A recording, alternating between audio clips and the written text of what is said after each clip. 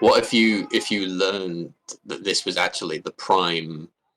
This is like the prime slot, and everyone's like, oh, I demand more content at 10 a.m. Or even worse, if it was like, oh, I demand more content at 6 a.m. and you I just got to would change your whole system. probably give it a go, but what I should probably do, and I've only just done, is turn on a microphone on the stream for myself. They've only heard you so far, so you've been Oh, running the really? show. Rookie error. Thank you for pointing that out. No, not me. Am Can't I be. also audible? I'd have been here just talking. How long before Harmstone would have mentioned it?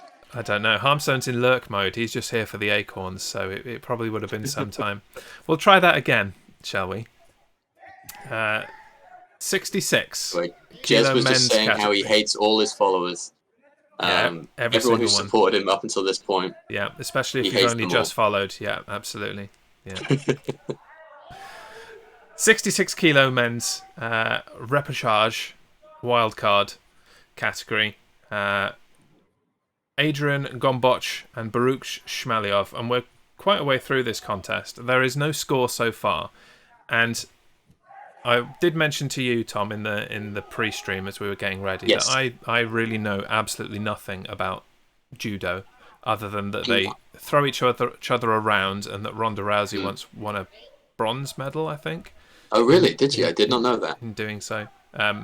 That's all I know about judo. But you mentioned that you're an expert, having watched a good 10 minutes of it previously. That's right. I watched 10 minutes yesterday, and I now feel like I'm pretty much ready to go.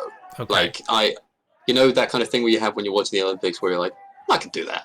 I feel like I could now do it in the men's. What would it be? The 66 kilo. That's around where I'm at. It's 71-ish. So I reckon I could take either of these guys. They don't have a category for my fat ass, to be honest. So I would need to drop They've some got weight. an 100K plus. Have You've they? got to Oh, take on they got to take on the super heavyweights. oh, there you go. Well, I'm just under that, so I would definitely need to get some form going. But so as they lock up, what are they actually looking to do? What's going to gain them a point? So, as far as I can tell, if you flip somebody and they land on their side, that's essentially 1 point. And if you do that twice, you win. But if you flip someone onto their back, that's an ippon, which is an instant win, which is Okay. a total game changer. A couple of years ago, they had something when I was last watching it called a Yuko, which was like a kind of a half, like half of a one of the level below that. There were like three tiers, with the top one being ippon and meaning instant death. And I think they've got rid of this lowest one, so I think there's now only you've scored a point or you've won the whole thing. Okay. You can also have you can also score points by pinning someone to the mat for 10 or 20 seconds. 20 seconds ends it. 10 seconds would be a point. This seems to be quite a long time for a sport in which most of it is spent on your feet without being struck. That's right. That's right. And yet yesterday when I was watching, I did see somebody get pinned to the mat for 20 seconds, and that was kind of late on, deep into the contest when they were absolutely exhausted, and just the kind of the weight of having someone on top of you is akin to getting out of bed in the morning, and you're just like, oh, did I really want the bronze medal that bad? I don't really care. So they're 4 minute matchups normally. That's right. So it's a 4 minute matchup. If you win within the 4 minutes, that's great. Game over. If it's still tied going into at the end of the 4 minutes, you go to something called golden score, which is what we're watching right now. So far, I've seen a lot of matches go to golden score. What happens is any point wins it. So, and that looks like a win. I told you he is really good, and he's just won it. He's done this motion as He's well. thrown up his symbols. He's like, He's quite happy with that. my friends back home are gonna love this. So that looks like Mr. Shmylov is going to win this. And will advance. He will go forward to what I imagine will be the bronze medal match, or one of the bronze medal matches. Can you guess So you where saw it I just am there. from by my name? My name is Dash. Oh, Ooh, that's a good challenge. Hang on, let me have a think. Dash. Am I even pronouncing that correctly? Feel free to let me know.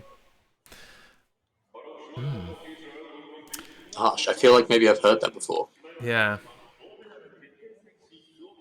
I'm going to say somewhere closer towards Eastern Europe. Okay. I'm going to say North Africa. Okay. Like an Algeria, Morocco. I'm going to go with Turkey. Let's go with Turkey. Oh, nice. And answers on a postcard. Look forward to hearing. This is where he just disappears, and we never find out. That's right. We'll never find out. Yeah, Yeah. I assume that's to the pronunciation.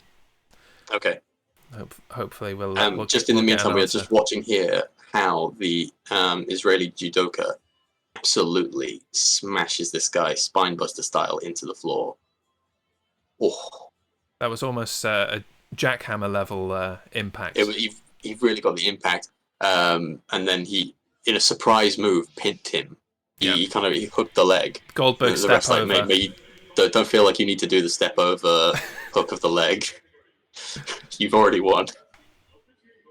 I don't know how this works if you're not watching the Olympics on the side, but I'm about to find out. Hey, Letha. These contests are being broadcast in the UK on Discovery Plus. I think you can get a 3-day free trial to their sports package. India was the correct answer for where Now Not Me can't be. Very good. That makes sense too, actually. Fair play. Yeah, I can see it. Yeah. Lots of the sh type sounds and names in the Indian language. Yesterday, I watched this on Sky. I have a Sky Go account, and that's where I watched it on. But it was spotty, so it was hard to know if that was the best way to go about it. As you say, it's on Discovery Plus as well, and then BBC has certain events, but they're only allowed to show 2 at once. So they have the BBC One coverage, and they have the red button, obviously iPlayer, whereby they kind of only show stuff if it's got British interest. Yes, but we will have some British interest. Shortly. That's right. So Chelsea Giles is going in the bronze medal in the women's shortly, at which point I suspect they will show it on BBC iPlayer, so you can watch along with that bit if you can't see this one, which we will describe in vivid detail. Yes, which is a contest between Korea's Ball An and Georgia's Vazhar Margvelashvili, I think. That was pretty good. I reckon that was pretty solid. Good, nailed it. However, from now on, I can't do any better than that. Him the athlete from Georgia. Yes. Okay, so we're already underway. The Korean guy, we will say An, which I really appreciate. It's nice to have a short name. Let's call him Marv. Marv works. Marv. Yes. Marv and Ann. This is great. You sound like an old couple. Marvin! Yes, Ann, what is it? Let's settle who makes the tea over a spot of judo. That's right. Okay, so this is the semi-final. This is the second seed versus the third seed for a place in the gold medal match. And we're in the 66 kilo men's category for those that have just joined. Correct. And we're jockeying for a grip right now. There's lots of hand fighting going on. Some sweeping of the leg attempted, but none happening. Anne's got a firm grip of the. Is it a gi? Is that the attire? I believe it's a gi. I do believe it's a gi. So just there, you will see the referee gave them each a warning. For what exactly? I do not know. But one of the things you can get warned for is a lack of aggression. So they're trying to encourage you to attempt to flip your opponent, and if you're just making kind of platitudes towards it, then you'll get a yellow. If you get 3 yellows, you get a red, and you are disqualified. As I said on the pre-stream, I actually saw a match yesterday in the gold medal match that went to a disqualification after about 10 minutes of golden score, and it kind of had a bit of a buzzkill. So really, you want to win it on the mat. You want a decisive winner, don't you? Yeah, for sure. Although I suppose after 10 minutes of extra judo plus the 4 minutes, you must be absolutely shattered. And that's right. After 14 minutes, plus you've got to remember a judo tournament is like a King of the Ring style thing, right? So you play on the same day. It's not like football or handball or any of those other sports where you play on one day and then the next day, or swimming or something like that. It's literally you turn up on the day for your tournament and then you fight until you lose. And then if you lose, you may go into the rep shots. You just keep fighting until it's done, and then you go home. And so when you're coming up against one of the best judoka in the world in the final, and you've got to fight in 14 minutes, when the referee's like, right, he's disqualified, you get the gold medal, you're probably like, great, I'm going home. No, not me, can't be, has redeemed Slurpee, so if you do have a drink there, I do. Feel free to take a slurp. It's not alcoholic at this time of the morning, obviously. Yes, for sure. What time is it where you are, Dash? Is it early? Is it late? I'm not sure what the time difference is to India. They're going to be ahead of us, aren't they? Yeah, so Japan currently is 8 hours ahead. So what would you think? India maybe 6-ish? Something around that. It's not a million miles away, is it? So still a lot of hand fighting so far. No real attempts to flip at this point. No. It's still very scrappy. They're kind of wearing each other down, but we're into a bit of mat wrestling here with Anne in control. So what's the purpose of the mat wrestling, considering it's all about standing flips? As far as I can tell, once you get into the mat wrestling, and if there seems to be a certain defensive stance you can get yourself into very quickly that stops your opponent from really doing any of the stuff that would win the match. The two of which are the pinning for 20 seconds, as we discussed, and the other thing is submissions. So yesterday, I watched somebody get put in the armbar, Jericho style, and she had to tap out. And I went, oh, whoa, I didn't know that was in judo. But she got her opponent on the floor and grabbed the arm, and the whole thing with the can he unlock the arm? Can he unlock the fingers? And they did the whole thing, and she tapped to the armbar. So you're trying to get one of those two things, as far as I can tell. But if your opponent gets into this kind of defensive stance on the floor with their chest on the mat, etc., the referee will usually break it up and say, right, let's not waste any time. Get back to scrapping. Gotcha. That was very informative, I must say. That's only what I can ascertain, knowing nothing about the sport of judo. Yeah, so we got some kicks introduced now. Haven't really seen very many strikes thus far. No. Now we've flipping there, looking for... Looks like some kind of triangle-based choke, perhaps. Absolutely. I saw somebody get put in the triangle choke yesterday. It was very metal. It was like a reverse one as well. They were like on their back, doing the triangle choke with their legs from like behind. It was an octopus hold. It was crazy, but ultimately they escaped. But I was watching, going, "Whoa! I didn't know judo was like this." So time expires in the regulation time. We go into golden score. It's happening a lot in these contests that we've joined. I suppose when you get to the end of the tournament, that's what you can expect, a lot of evenly matched competitive Yeah, I people. think so. I think early in the tournament, you're going to see kind of a wider golfing class, especially when you have the seeds going up against like milkmen, I guess. And you're going to see a lot of people getting flipped and stuff very early on. And then once you get later on with the seeds, this is second seed versus third seed, you've got people who are very technically proficient. And really, you're waiting for somebody to make a mistake because they're tired from fighting milkmen all day. It's 2:35 p.m. in India. There we go. That's probably a nice time to watch a bit of the Olympics. Much better than the 10 o'clock that it is here. That's right. Yeah, we're done here by like 12:01ish. Yeah, and that's all the Olympics done. If we really want to be in the sweet spot for most of the Olympic sports, it's 4 a.m. here.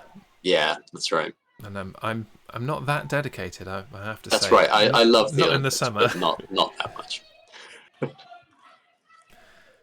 But there is on demand, and as long as you get up and turn it on straight away, there is always some kind of Olympic sport to watch. So I think that'll see me through.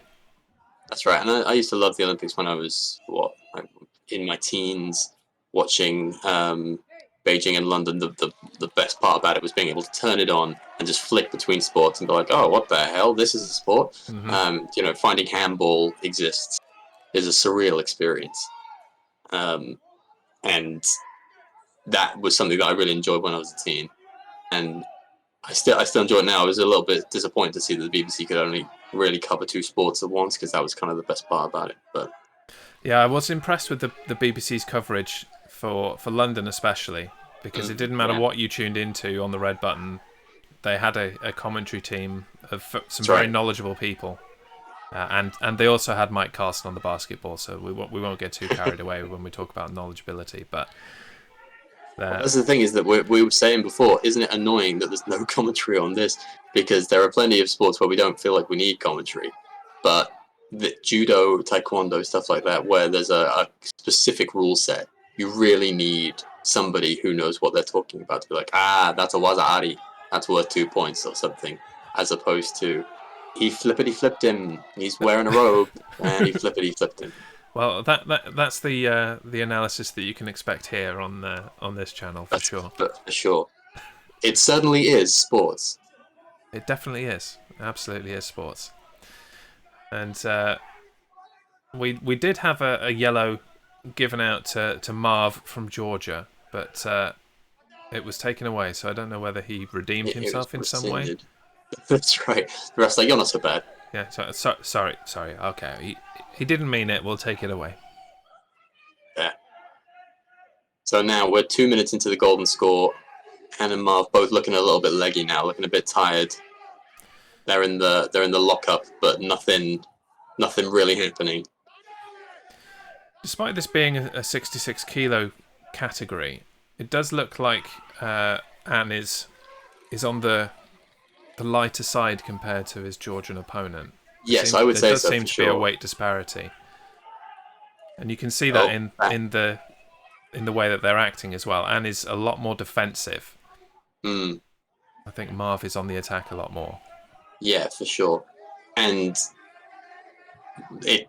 with these guys being such down onto the mat there, with these guys being such high seeds within this weight category, they're very experienced people. Clearly, they probably know each other from previous tournaments. I was thinking this yesterday, that probably a lot of these people have obviously faced each other at World Championships before. They probably know each other very well. So where you're less likely to have faced some of the lower ranked judokers. Oof. And that looks like Marv has flipped. Yeah. Marv managed to catch the leg there and unbalanced Anne and flipped him onto his back. In fact, it was onto his side for the waza-ari. So he gets the point. Which means he gets 1 point, but under the Golden School rules, that means that he has won.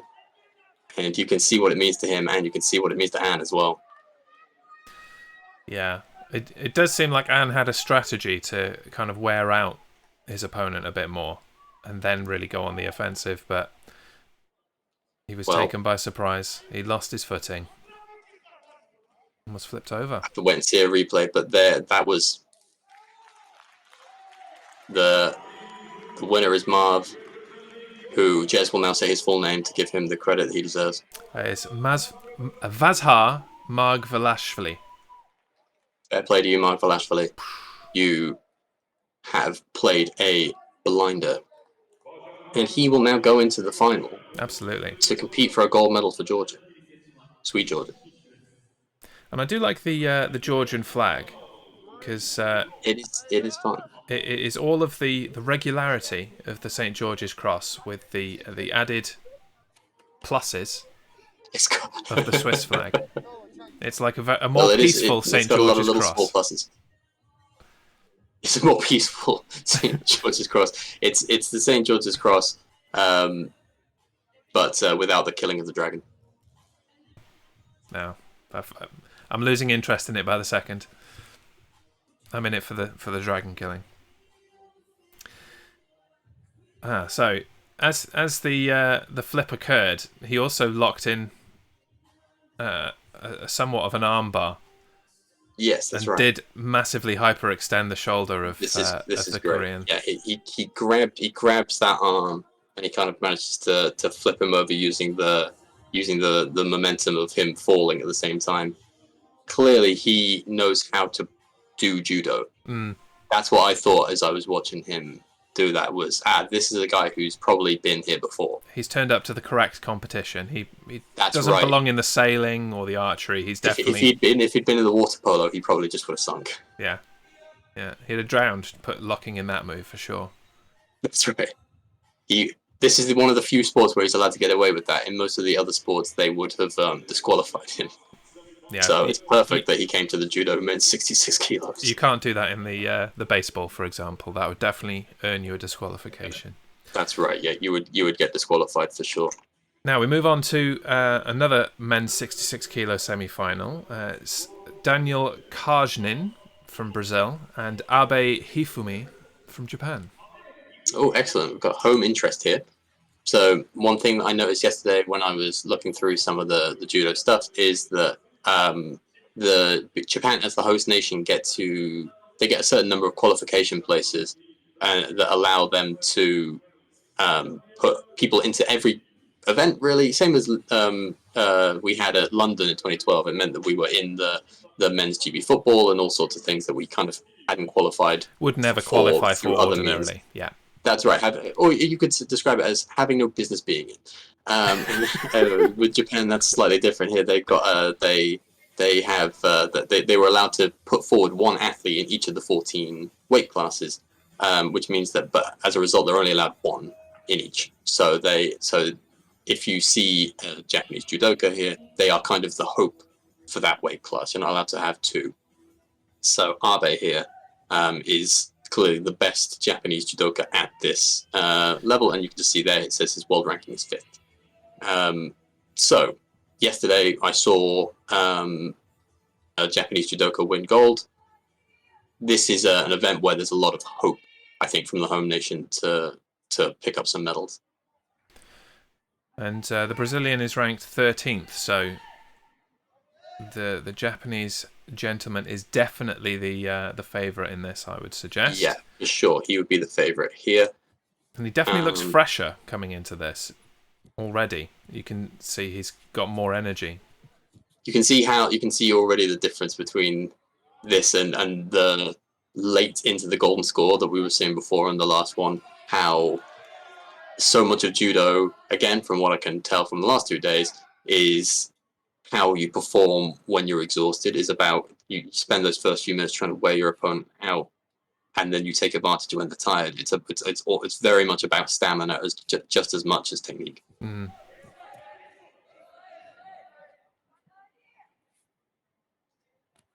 They're definitely in a feeling out process right now.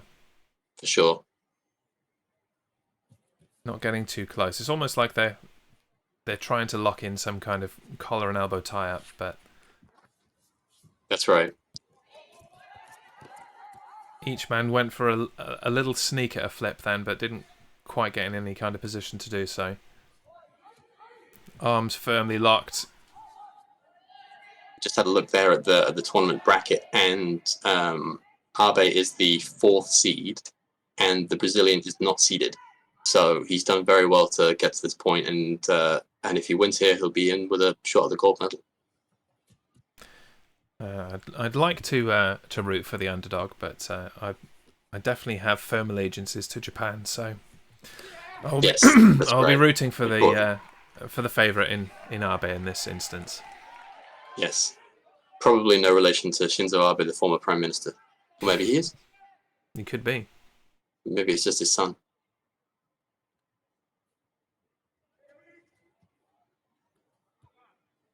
It's Japan versus Bra. So, who will come out on top? We're about 2 minutes through the 4 here. No score.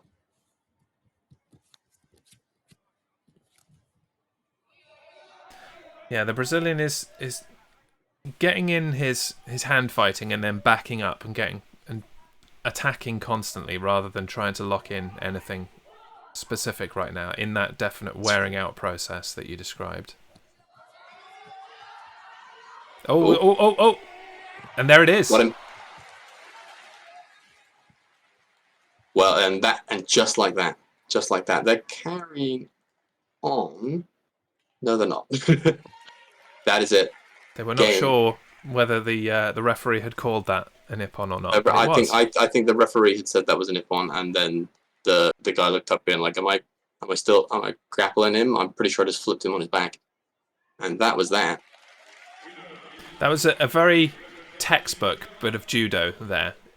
That's right. I'm sure that move has got a name, but it was the typical thing that you see with arm over shoulder. The arm over shoulder wrist pulley and shenanigan. Flip him over onto his back. Which I believe is the official term. Yes. That's what we're calling it here anyway. Has had a great tournament. Fair play to him to making it to this level, and he will still have a chance to go in the bronze medal match against one of the winners of the repechage.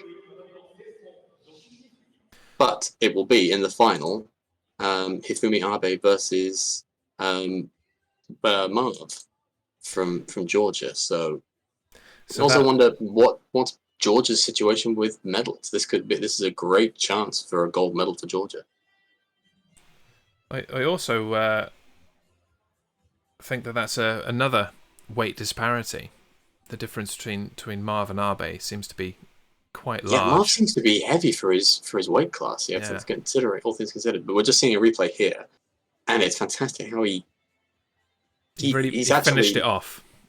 That's right. So Abe has him on his back, drives into the floor, and then flips his own body, rolling the Brazilian onto his back in the process, using purely the power from his legs. Mm. Very impressive. Almost certainly textbook from somebody who doesn't have the textbook. Yeah, or at least the textbook that we're working from is from 1974. That's right. We have a very old textbook that spells judo wrong, and has a couple of words that aren't even in Japanese. So we've got the traditional floor cleaners out now with their brooms and their mops. Yeah, these guys are they're practicing for the Winter Olympics in curling. With they're getting the brushes in. They're like, someday. Right now, I just work as the floor cleaner at the Olympics, but someday I could be on Japan's Winter Olympic team for the curling. In Japan, especially, that there's a big tradition of the young boys having to earn their place on the team. You know, and that's how they're doing it for the Winter Olympics. If you can sweep for the Winter Olympics, you can sweep the bloody floor. Get to work. There we go. Well, there we go. We are moving on to the 52 kilo women's. I should probably add to that, shouldn't I? Yes. And I'm going to change the font because this one doesn't have any numbers in it. That's not much use. Oh, yes.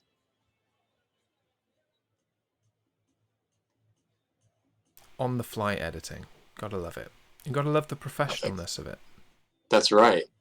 I mean, I think everyone's got the professionalism so far from, I believe I said... We set the bar high. Back wrist flippy thing. Yeah. Yeah, I think everybody knew as soon as they heard that this is a high-pressure, high-profile outfit.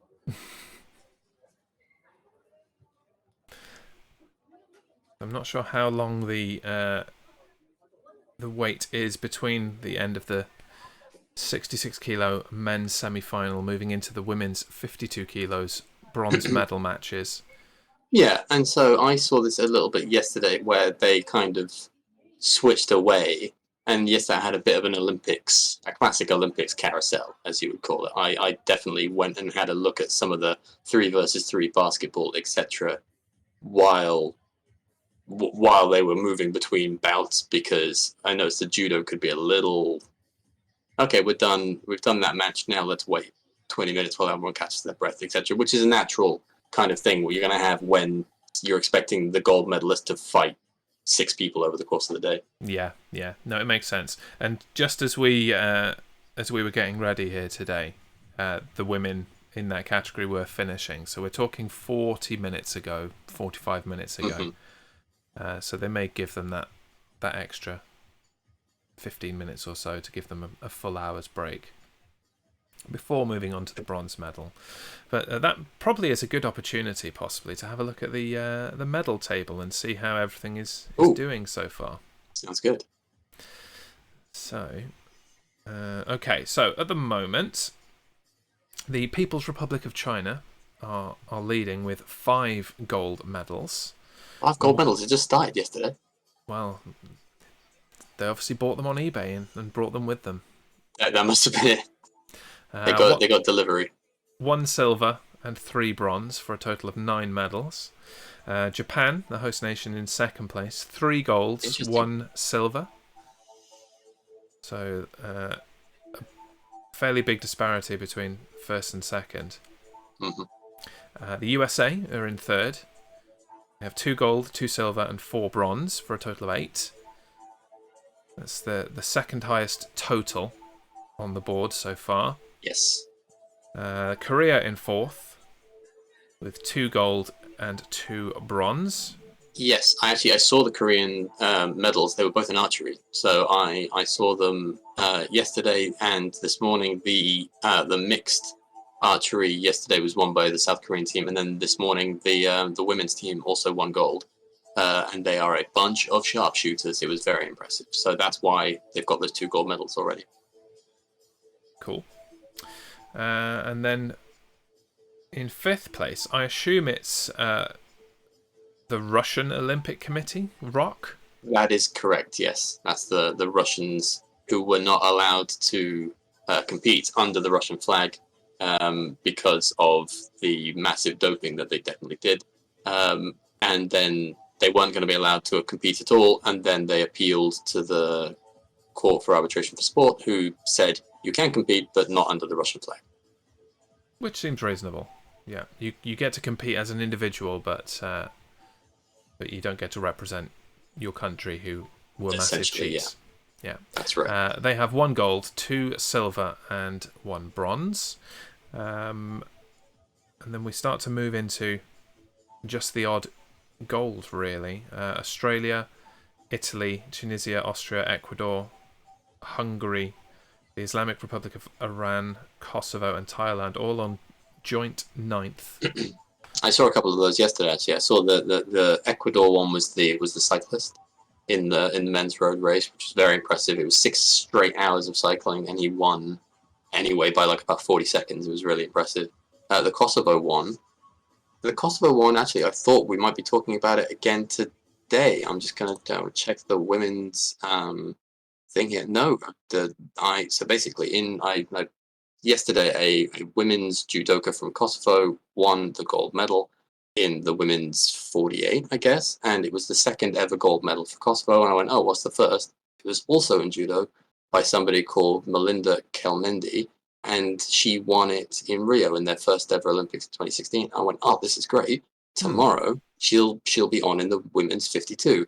I've just looked, and she lost in the first round. She lost despite being the Olympic champion. So that's a shame, because I was kind of hoping that maybe there was a chance she would show her face again today and we could talk about Kosovo, but we can't because she lost. Best laid plans. Indeed.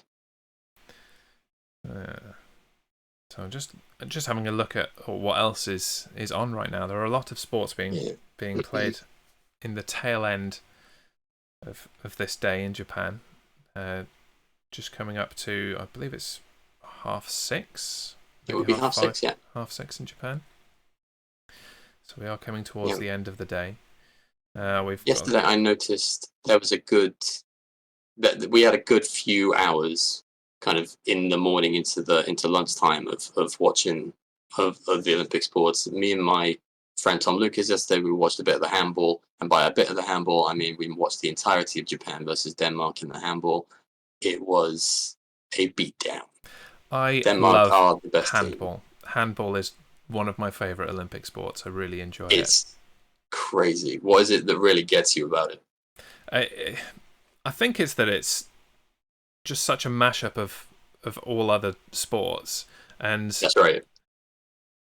I don't know. It's kind of a mix between basketball and soccer, in that you kind of have or you've even got a bit of the netball rule in there, in that once you have possession of the ball, you can't really move a huge amount. Is it 3 steps that you can? You can move 3 strides and then you have to bounce it. Yeah. Yeah. So no, it's just crazy, and I have fond memories of working in a school, and towards the end of the summer, I think it might have actually been 2012, leading into the London Olympics, where they would bring in actual people who know how sports work That's cool. to give the kids sessions, and I think I enjoyed it more than the children did, as we did handball. Well, you're just like chucking the ball past your like 12-year-olds, going like, "Screw you! Be better. Put your head in the game." Had to restrain myself from playing dodgeball with the teenagers. They were teeth missing at the end of the day, so I refrained. That's right. I also had to do this. I went on the school trip with some kids while I was in Japan at my school, and they were like, "Oh, in the afternoon we're going to play some sports. We can play some games. Tom, do you want to join in the dodgeball?" And like immediately, like I whistled the ball like straight past this kid's like face, and went, "Okay, I must stop. This is way too dangerous." Okay, as we did step away, they snuck up on us and just started the next contest. So I just need to find who we have. This is the bronze medal match by the looks of it, between Odette Gifrida of Italy and Reka Pup of Hungary, I think. I had closed the page to bring up the medals, so I'll just get back to it. And I'm sure confirm that you are correct. Yes, indeed. Reka Pup and Odette Gifrida. Reka Pup was the unseeded judoka who put out this the Olympic champion in the first round, according to Wikipedia. So she's come a long way. She was not expected to make it this far at all, and now she's got a shot at a bronze medal, which is amazing because I could take it.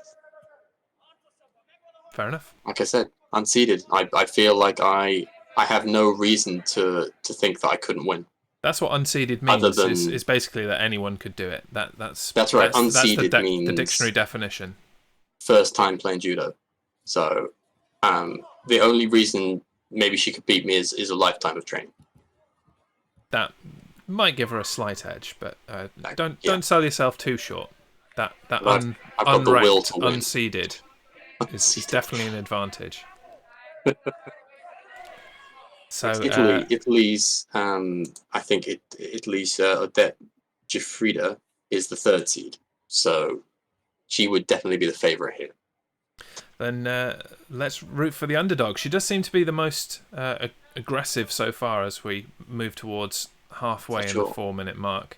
Has a firm lock on the arm and is trying to use her body weight to get a quick flip in. You see her immediately go for the takedown there, trying to get in behind for that, what we would always think of as a Russian leg sweep. Very aggressive. Be a front Russian leg sweep. Indeed. A classic Jeff Jarrett style. That's right. Later she will smash a guitar over her head. And throw her through a window. The Italian tried to counter the kind of, I don't know what word I'm looking for, repetitive attacks of Pup. And as she continued to lock the arm and then go for the grab and the flip, she did that a few times, and the Italian tried to capitalise by throwing in a flip of her own, but missed. The Italian is much more conservative, whereas I don't know if it's because of the level that she's playing it here. The Pup seems to want to get it over with ASAP, going for the throw, going for the big flip, repeatedly and aggressively, early and often. It's got to be a pitfall of being in the the late stages. You do just want to kind of get it done. You know that you've been doing this all day, and that you must be tired, and that your muscles are aching, and you just want to go out there and smash it. But it's not really a mindset that is going to carry you to a medal, I don't think. I mean, she nearly just flipped her for the win. That would have been amazing if you'd just been like, oh, she's probably not going to win. And the bling, bunch drives her through the floor. There are a lot of very quick, sudden wins out of nowhere in this sport. And I appreciate for sure. that. I mean, we were talking in the last game about probably this one could. Who knows? This one could go the whole distance. Nothing's happening, and then 20 seconds later, it was over. It was indeed. Morning, Matt. How are you doing? Hello. When do you gaming stream? No, not me. I mostly do community gaming streams and sports stuff, sports watch-alongs and podcasts. And this is actually my first of 3 broadcasts today. Be back at where are we? 1:30 for the Formula E from London, electric car racing, and then this evening it's the 50th episode of 2 Minute Warning, American football podcast, and we're going to go through every team and talk about their training camp opening, what we're looking forward to. Every team. It's going to be a big episode. All 37. I can't wait. That is the end of the 4 minutes. We are into golden score here in the bronze medal match. And right on cue, 2MW Matt, who is my co-host on 2 Minute Warning, is getting his prep done and his notes done. It's like, right, so they play with some sort of oval-shaped ball. A prolate spheroid. The old pigskin. But I'm a good boy. I did my notes yesterday. I'm well prepared. Unlike for this judo. Is it just a big A3 sheet that just says Rogers stinks? And you've kind of just pinned it above your camera, being like, "Don't forget, don't forget." My handwriting is akin to like a 3-year-old, so actually I needed it to be bigger than A3. I've gone for A1, just massive scrawl. Rogers sucks, and ha Packers. He's not coming back. It's quite articulate for a 3-year-old. Contract holdout, lol. And as we were mocking Aaron Rodgers, we've missed the Ippon. We said things come suddenly. We have to pay close attention, otherwise we're gonna miss somebody winning a medal. And like as we were talking about the Chicago Bears, somebody got like corkscrew flipped through the mat, and Italy have got a bronze medal. Beautiful. And so we await the replay to see exactly what happened, because I didn't catch a single bit of it. I don't know about you. I saw the bit where the ref went, "Yeah, victory," and then the Italian one was like, "Yeah, this is the highlight of my life," and we were there like, "Lol, Green Bay." She's like thanking her mother. She's like, "Thank you to my mother. She brought me to this stage," and we're like, "And thank you." I wonder how many teams there actually are in the NFL. Thank you to Tom and Jez for watching so intently over in the UK. I appreciate your support. Yeah, we were rooting for the Hungarian, but sorry. Yes, it reminds me of the Carlito speech from the Slammies back in the day, where he's like, "I'd like to thank Jesus, and most of all, I want to thank me, Carlito. Thanks so much." And here we go. It was the move that she went for earlier, and that's getting a good twist under the gi, getting a handful, and throwing her across the top of her shoulders. There was really no way that Pup could do anything about that. That was amazing. Excellent footwork. This is the best takedown we've seen today. With the grabbing of the gi, and then as they fall to the ground, getting that full rotation to bring Pup's mat into contact with back into contact with the mat, causing the Ippon. And she is delighted, but I can still take it. Especially because of the weight disparity. That's right. I'm far larger, and she's exhausted. If it was like a Money in the Bank situation, I would probably lose. Well, it might be the right time to cash in, but we move now to the second bronze medal contest with some home interest. Great Britain's Chelsea Giles taking on Switzerland's Fabienne Kocher. Mm. And yes, Chelsea Giles looks thrilled to be there. Absolutely elated. Obviously with a strong game face. Chelsea Giles was the 7th seed, I believe. I looked this up earlier. I went, oh, good, there's going to be some British interest. She's going for a bronze. Have we won a medal yet? I didn't notice that we had. No, I don't think that we so. have. So we could be about to watch potentially the first British medal. Let's hope so. Against this, like, blank-faced lady. I've never seen somebody so in the zone. She hasn't even got a Swiss flag on her gi. Which is such a shame, because it's a big plus. And I will continue to set those up for the remainder of this. Thank you very much. This I really Olympics. appreciate that as well. But it's one of the few flags where you can really make a flag-related joke. If you're like, and of course she doesn't even have the Kazakhstan flag. I'm like, Jez, I don't know what to do with that. And we're already underway. They really don't get much time to get onto the mat and prepare. It's just on the mat and go. Yeah, they don't even like announce them. They're like in the court. Well, they announce them before they come in, but they don't do the full like put your arms in the air. They don't lift the title up or anything like that. In the corner to my right. That's right. Get Michael Buff to do the judo. That'd be amazing. Let's get ready to flip people off. It's like judo, which is a sport that is so grounded in set rules and tradition and respect, and then they decide to like make it fun. They decide to like make it snazzy, like they tried to do with squash a couple of years ago. They were like, "Oh, squash is really boring. Couldn't make it really sexy, otherwise they're not going to let it in the Olympics." And they made like fiberglass courts that people can see in from all sides, and they put loads of neon lights and stuff in it, and then tried to make it super fancy, and they went to the Olympic Committee and said, look, squash is now the sexiest sport, you've got to put us in. And the IOC went, nope, still boring, fuck off. And that was it. Yeah. So just imagine if they tried to make judo sexy. Very, very aggressive judo from both of these women so far.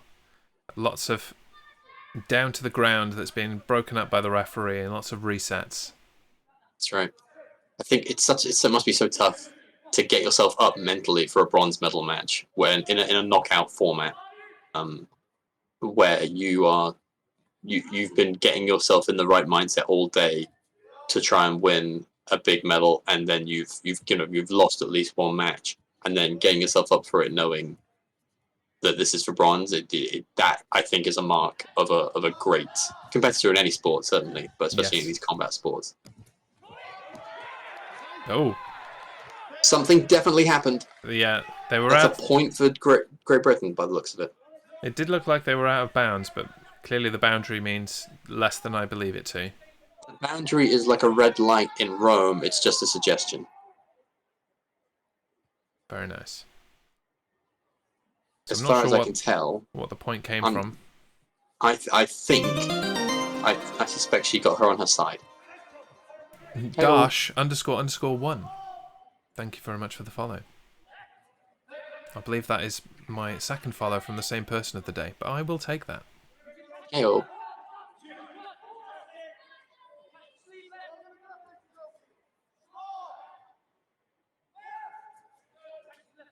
Yeah.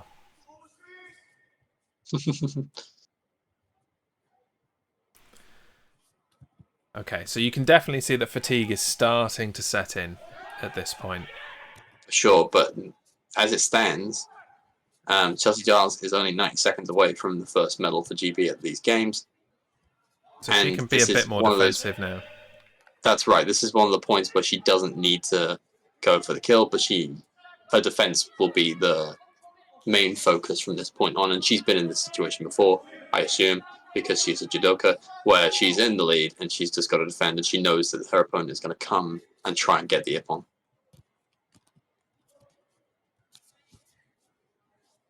Yeah, desperate straits for the Swiss. Ah. But that looks like we're done here. Yes. She has flipped her back on her side, has Chelsea Giles, and that is 2 waza-ari, which makes an ippon. And on that quick maths, Team GB have got their first medal of the games. Whoop, whoop. There we go. We are finally seeing a smile from the Brit. It's been a long time coming. Well done, Chelsea Giles. Congratulations to you, Chelsea Giles. Well. And you can also see the emotion on the face of the Swiss, Fabienne. Disappointed with herself. Great scenes. We'll be seeing this on BBC News tonight after we don't win any other medals over the course of the day, and this will be the lead story. I don't Pretty know good performance, it has to be said.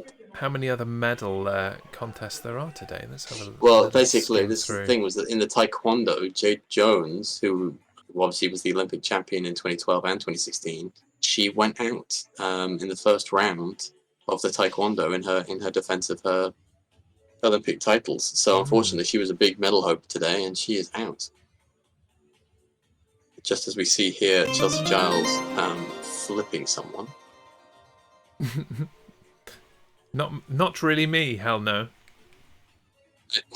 Helping out. Well, you carry on, sir. I'm just glad my alerts work. Accounts. I tested it out and it works. So we've had some medals in other sports already. Have we? I'm just skimming through. No, that's finished. The road race and the diving had some medals earlier. Archery had some medals earlier. We're coming up to some in the fencing. Are there any Brits in that? No British hope in the fencing there today.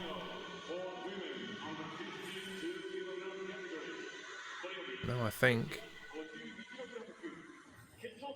that's finished.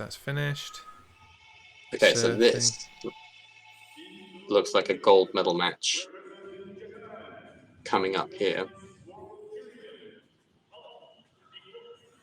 Right, I'll just find the judo again.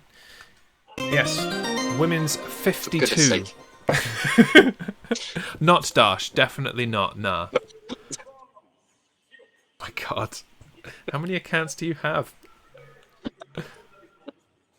And that's Jez's 500th follower. I mean, that's my goal. Of which 20% are Dash. Hey, by any means necessary, man. However, we need to do get what there. must be done. So our final is Amandine Bouchard of France versus Uta Abe of Japan. Are they all Abes? There's a lot of Abes in the. They're clearly like a judo family. You would assume that they are family, yeah, and that they have all grown up with judo, perhaps. Potentially. They do look like siblings, to be fair. Definite. Yeah, I get a similar bone structure. I get a similar vibe for sure. Yeah, in the face. And we're straight into it once again. Barely time for a bow. And into the final. The gold medal and silver medal by virtue. It's true. So this looks like we saw on the caption there that they are 2nd and 3rd ranked in the world. So again, probably people who have come up against each other in judo world championships in the past and probably know each other quite well. This can't still be Dash, surely. It's hard to know what's Dash and what's not. If you're not Dash, welcome. Yes. If you are Dash, thanks anyway.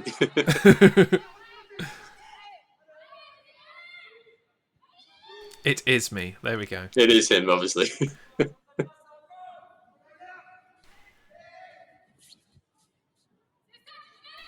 So we are in this feeling out process once again. I'm trying to work out which is the best method. Like, where's the best reaching position? And I'm struggling to work that out.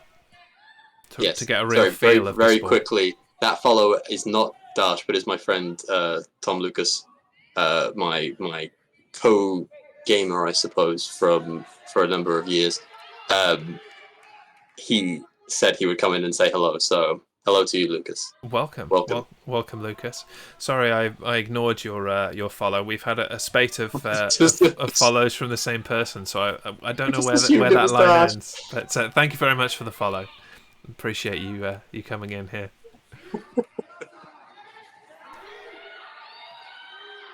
We've got a front headlock locked in now from the French woman, trying to flip over into an armbar. This is definitely getting a bit MMA. Just to recap for the 7 dashes and Lucas joining, this is the final. This is the gold medal match in the women's judo, 52 kilos, available wherever Olympics are sold. Which in the UK is Discovery Plus. And Lucas is in New Zealand, so on Spark Sport. Ah, there you go. That's some international sports television coverage knowledge there. That's right. That you can only get here. That's right. Keeping in mind that yesterday that is the measure by which last one I promised XT Lamau. What minute on? We are live at the moment, as live as a streaming service is. We've just reached the 1 minute 41 mark where they've stopped the clock, and we resume now. Eurosport have the rights all over Europe for this Olympics. Yes, that's right. No, we Lucas and I watched the handball yesterday on Spark Sport, and I basically it was a really good contest, very one-sided, as we were talking about before, about host nations getting spots in sports that they have really no business being in. Japan was one of those, and there was a moment where the commentator said, "Oh, that's Japan's first goal in handball for 25 years," and we went, "You don't think that means that they've been in all of these Olympics and failed to score in a sport which usually ends 30-30?" We had to go back and check all the previous Olympics and find out that indeed they had not been in one since 1988 in Seoul, where they also came last. It would have been more disappointing if they had competed and just never scored. That would have been so embarrassing. That would have been bad. Why do we keep inviting them to the Olympics? There's only 12 teams, and one of them keeps failing to score in a sport which is all about scoring. They were playing a completely different sport. For some reason, they turned up with bats. I don't understand what they had swimming caps on, and they were all on the floor doing this on the hard court, being like, "This is water polo, right?" Here's a fact from Harmstone. It's also the first Olympics since 1988 to use live doves in an opening ceremony. Really? I did not see the opening ceremony because I was at the British Museum by accident. I thought it was going to be on in the evening, which makes no sense. But I missed it. But I had read that they used virtual ones. Oh. I thought that was... But I believe in Harmstone. Harmstone has a lot of knowledge. He does. You know, he collects this information for quizzing purposes later. So that's right. It would be a shame if he got it wrong, because that I'm sure that would come up on the chase at some point, and he would lose again. We are into golden score here in the gold medal match of the women's 52. All to play for. Yeah, well, I'm not seeing an advantage really from either woman at this stage. No. And the fatigue hasn't quite set in quite as much. In the world rankings, they're both very high up, so these are two very accomplished competitors. Oh, that was a very close one. Very, very cool wrestling move there. Don't know what it's bloody called. And working on the mat now is Abe. Bouchard trying to escape. And she does, and the referee will bring us back to the center. This is getting a bit saucy now. In fact, actually, I think, you know what? I think I recognize her from the previous games. I really want to say that I watched her at Rio, which is when I first moved to Japan. It was in the first couple of weeks that I'd moved to Japan. I went, I've got so much going on my plate right now. I don't really need to pay attention to the Olympics as well. This is too much chaos. But I think I remember her getting a medal at the previous games. Yeah, you obviously arrived at the Japanese Olympics far too early, and That's right. And you were disappointed that you'd gone to the wrong place, and so you That's didn't right. really want to watch I was the like, Olympics from guys, Rio. are the Olympics on? And they went, no, that's Brazil. I went, balls. I have messed this up. Well, I'm going to have to live here now.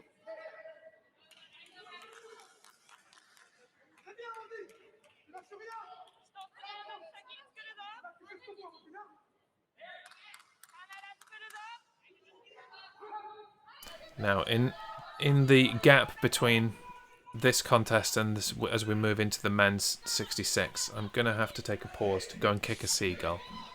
I'm not sure if you can hear the seagull. Yes, fair enough. In that time frame, I will make more Lonely Island jokes like the one that Letha made in the chat. Perfect. We like sports and we don't care who knows. Yes, the seagull is back. It's been a while, but I can hear him knocking at my patio door now. Excellent. We have more seagull formation. No, that doesn't really work. But that's okay. We haven't really found the pun for it. No. It's just seagull updates. It's not very fun. No, it certainly isn't fun. Yeah, I'm very impressed with the stamina of these two ladies. Yeah, for sure. This is the what, 6th or 7th match they will have fought today. And we, in the contest that we've watched so far, it seems by this stage that tiredness has definitely set in, but not so with these ladies. I think my wife. This definitely is the one that felt the most like, oh, these are people, like some of the highest skilled judoka that we've seen so far. They seem like they're really, really on it, and they're both of them. No matter how good they are, the other one knows how to defend them really well. Aletha would like to know what's good at the British Museum. What? I don't know what's good with you. No, I'm joking. It is a huge museum. I haven't been since I was a kid. But there was a great section on ancient Iran, which was all about the Assyrians and the fall of Babylon. That had like a lot of stone carvings and statues and things like this that were amazing. And there was a Japan exhibit which I felt like I had to go to, which was on the top floor of the museum. And I'd already been walking around for 4 hours, but I was like, I have to go. I'll be a disgrace if I don't go to the Japanese exhibit.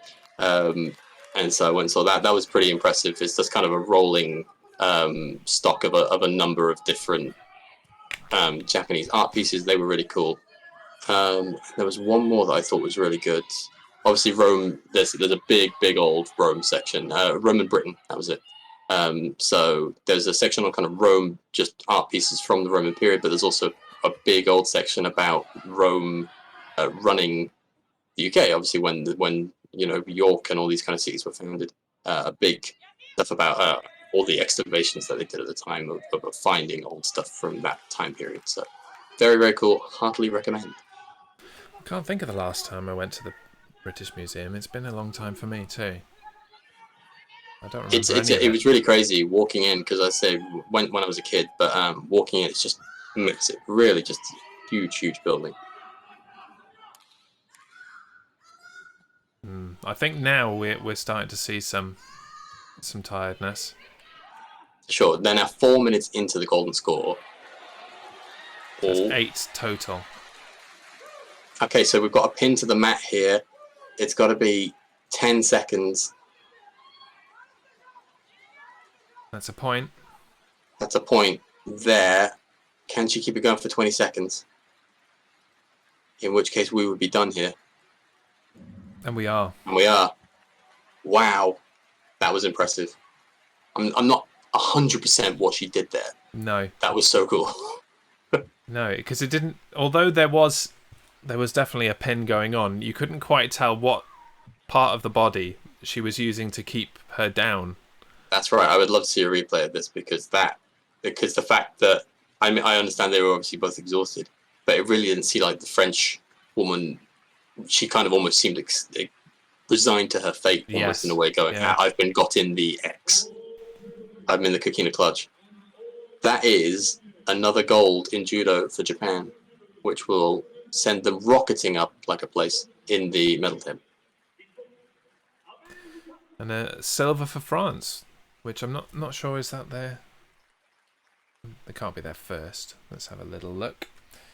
French had in the super heavyweights a judoka called Teddy Riner, who is incredible.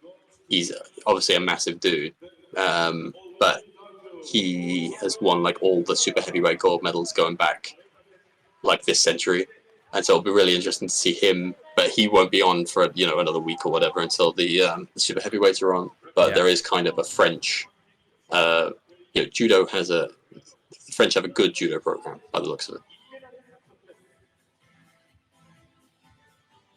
Medals is what I'm looking for.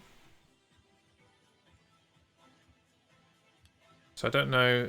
No, this hasn't been updated yet, but until this point, France only had a bronze. So now they will add a silver to that. And Japan will add a gold, bringing them to 4. And sharing the total of 9 with the People's Republic of China. Of course, Japan, in the same way that GB... Okay, here's the replay. So it's... Okay, it's like a reverse headlock. Yeah, it is. It's... Because she's got... I thought maybe she'd locked her hands, but she's actually got her hand around the gi. The gi on her throat. And so Abe, with the advantage of being on her knees, bent down on her front, could just put all of the leverage down on this headlock. That's incredible. Yeah, and there just becomes a point where you just don't have the energy to do anything about it. After 8 straight minutes. Yeah. Wow, that is pretty impressive. Just couldn't get it done. Well, I'm glad to have seen that in a way, because I was questioning how in a sport without big strikes anyway, or any kind of knockouts in that kind of way, how you would manage to keep somebody down on the mat for 20 seconds. So nice to have that question answered. Yeah, it's all just about the leverage and the technique, and that's one of the things. I think the word for judo literally means like the way of technique. So it's all about using your opponent's weight against them, and there you have it, Abe Uta with the gold medal for Japan. And we prepare to move on to the medals in the men's 66 kilo category, which will close us out for today's judo action. So first up, we have got Italy's Manuel Lombardo versus Korea's Ball An, who we saw earlier. Oh, An's back. Yeah. Guess who's back? An's back. All right, I'm going underground. Have a great judo, everyone. Thanks for coming, Aletha. Thanks so much.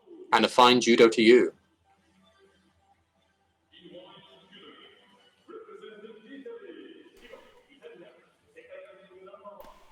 So we don't know anything about Lombardo. He was competing before we joined here today. Oh, I suspect he is the winner of leg of the repechage, so he would have lost earlier on. Made a coffee and the judo ended. Who won? Abe, the Japanese contestant. It was very metal. She got her with a kind of a reverse chokehold on the mat. Very, very cool. So now we are on to the men's bronze. We have the entrance music of the two. The muffled sounds of something. That's right. They're not really allowed to come out to their own music. They're like hand that guy a CD, so it's just like I walk alone as he comes down. Dude, we can't clear. Where's my pyro, man? I specifically requested pyro. I said I wanted the stuff like Edge had, so I'm gonna come out, I'm gonna pose, and then all of the pyro's gonna go off behind me. Yeah, it's gonna be like on this day. It's going to be sick. And It's the going to guy's be just a like, "Look, man, we're wide-angle not shot equipped for from that." the drone of the Olympic Stadium, and you can do that ring of fireworks again. And then, only then, The one from will I do the judo. That's right, from the lighting of the cauldron. I want, if possible, could you fade from the Olympic cauldron to my face, like looking really steely? And they're like, "No, man, just go and fucking do the judo. We don't have the budget for that. Just go and get knocked out." Okay, we're underway, and the first thing that I notice is the strap on the ankle of Anne. I'm not sure that was there in the last contest.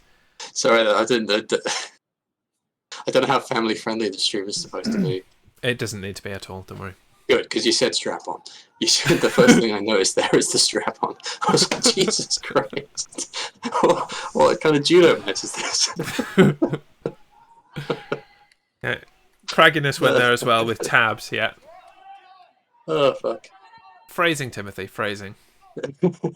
Phrasing. Oh dear. The first thing I notice here is the strap on.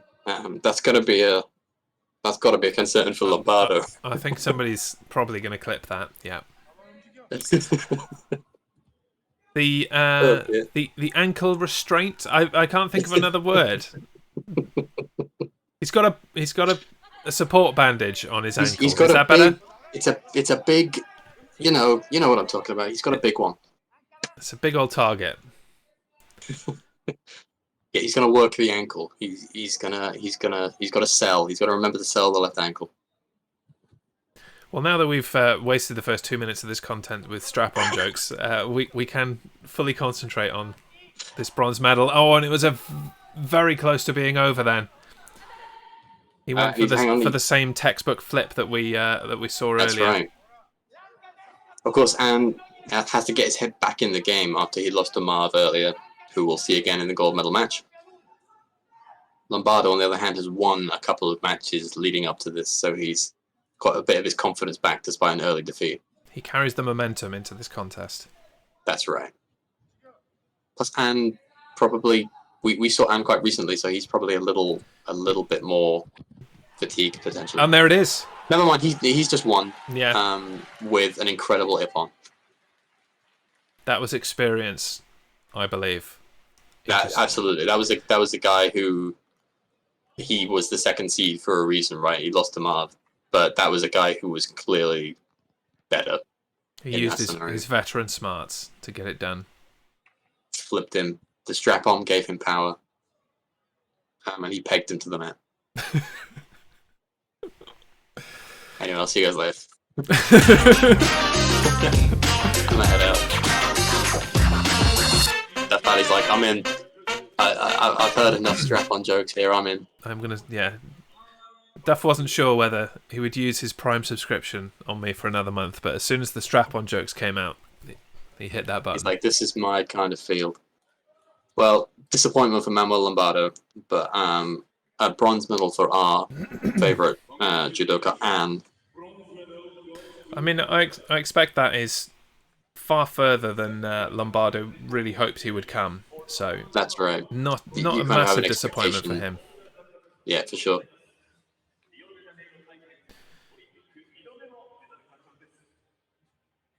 And he's squatting, which I believe is crying. I'm not. I'm confused about the double bronzes. In yes, so that's right. So they have it. It's not quite the same as boxing. I guess in boxing, I remember back in 2012 and things like that. If you lost in the semi-final, you just got a bronze. If I'm right in thinking, and they gave out 2 bronzes to the losers of the boxing semi-finals, and then gold and silver for the first.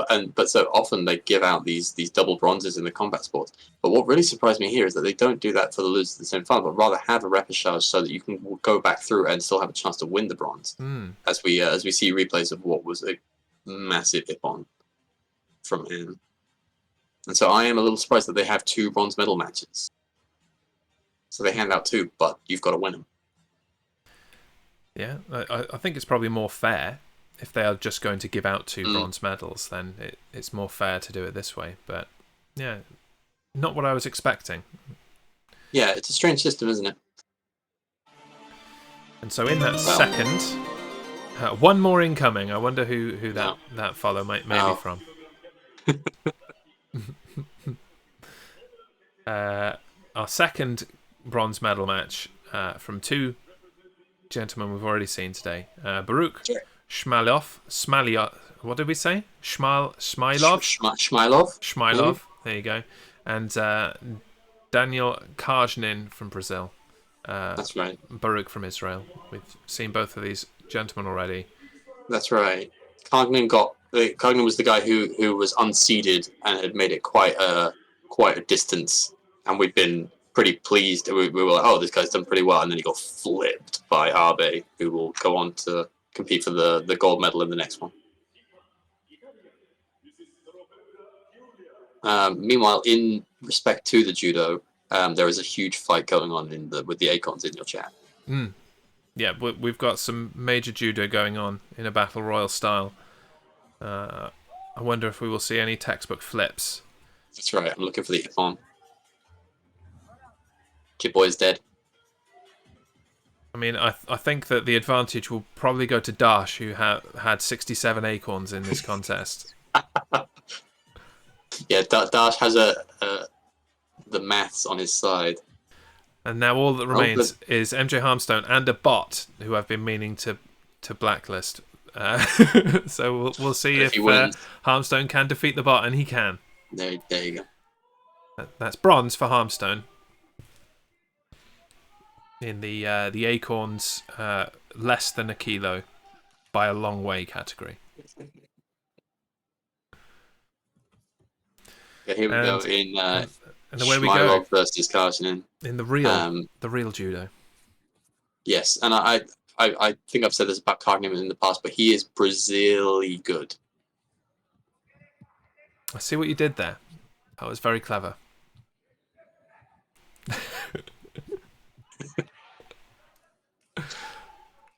The worst thing is that people missed your pun earlier, and so have no frame of reference for that. That's right. The Israel.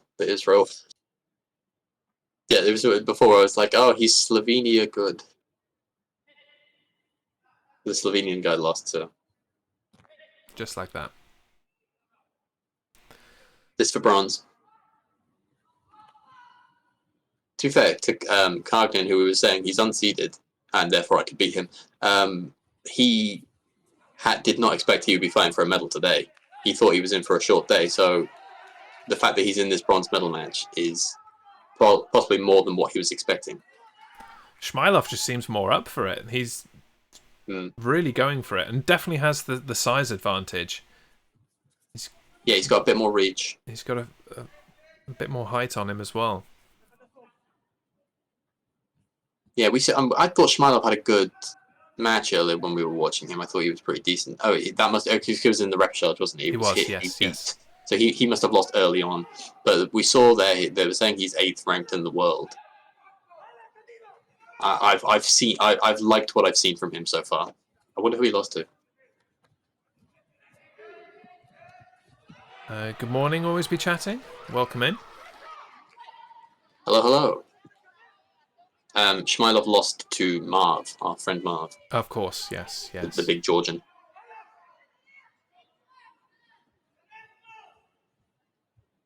Lots of hand grabbing.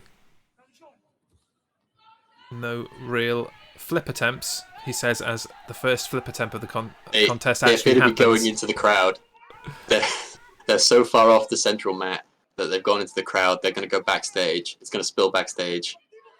Lead pipes will come out and someone will get power bombed on a car in this bronze medal match at the 2020 Olympics. No? Yeah, definite aggression from the Israeli. Yeah, Shmailov knows there is a difference. There's a wide gap between them in the rankings. And he went for a beautiful flip. Absolutely. There. Didn't quite lock it in though. And there's a question in the chat for you from Always Be Chatting. Oh wait, is this an Olympic stream? I knew it. My lawyers will be in touch.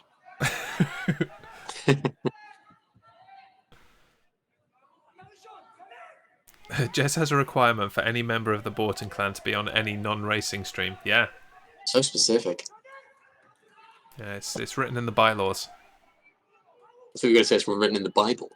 It's like, wow, that's one of the things that they put in there is the 11th commandment. Thou shalt put a Borton on any non-racing stream. I'm still trying to get H-Borts in on some of the equestrian. Yeah, I was saying to Lucas yesterday. Lucas said, "Oh, do you wanna watch some of the equestrian?" And I went, "Nope. I am like a country refusing to recognize, like Taiwan or something. Like I refuse to recognize equestrian as a sport, and therefore will not watch it." Bold claims.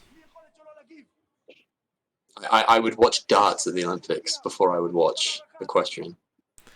I just think I can get a really cringing as we discuss the dancing horses and that would be great. Actually, that's worth it. Like I'm on with a horse expert.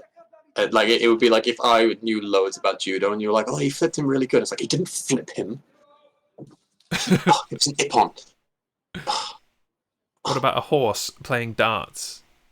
It's the question. I would watch a horse play darts, or darts from a horse. So like you're riding on the horse and you ride past the board and you go bling. Or it's some kind of dart cannon attached to to the horse. Yeah, we are filling time here because there has been an injury that has taken place. That's right. Carson is getting his nose plugged because he caught a stray hand. And it wasn't even that stray. We've seen a lot of open palm strikes coming from the Israeli. He's been very aggressive. Jousting could work. I'm really. That's the thing you've got to make the distinction between is are the darts being thrown at the board or are the darts being thrown at the other competitors? In which case, the IOC will not sign off on it. Dash, I'm at 446 followers, so you would really have a long way to go if you've for some bizarre reason wanted to get me to 500. He notice how he doesn't rule out. He's like, oh, you'd have a long way to go. You'd have to make 56 accounts, and in no way am I saying you should make 56 accounts. Don't feel like you should. The thing is, Twitch do a cull. And if you don't use your account, then they'll blitz them. So they'll come round and they won't last long. Dash. Yeah, that's right. They'll confiscate his 24 iPads and 19 iPhones. The Twitch police will come to his house. They'll be like, there better bloody well be 25 people living here. Right, we're back underway. And Cardin has come out swinging. We also missed a point for Brazil. Oh yeah, I don't know how we missed this. We probably because we were talking about new Olympic sports that we would create, which is a great side topic that we'll get back to. But clearly, Brazil have Cardin has taken a point, but we completely missed it. So hopefully, we'll get a replay of that at the end. But that's right. And when Cardin starts bleeding all over the floor, they might be going to a video assistant referee. They've got the VAR at Judo. Looks like it. Yeah, they go to a replay. And he's clouted it. He's spun him down, and what they're going to check here is does he land on his side? But he doesn't, so I'm wondering. There can't be anything in this. And we're just back underway. Underway again. The decision has been made. So that's not where the point came, but you can assume it was from this similar style of flipping armbar type move. That's right. So he probably got him down to his side somehow with a waza-ari, which is worth 1 point. And so now it's all in the last 50 seconds on Shmailov to try and get something, which is a similar situation to what we saw with Giles from GB, where she found a couple of openings. Oh, was that the side? I'm not sure. No, not Ref quite. says no. That was a very, Very close moment. We almost had a tie. He's going straight for it. So this is the crucial 30 seconds for Karkin to win what would be an amazing bronze medal for him because he was unseeded. And he didn't really have much of the momentum in the early part. It's only when he went out to get his nose fixed that things changed. That's right. He got some coaching. There was nothing wrong with his nose. He's like, flip him onto his side. He's like, got it, coach.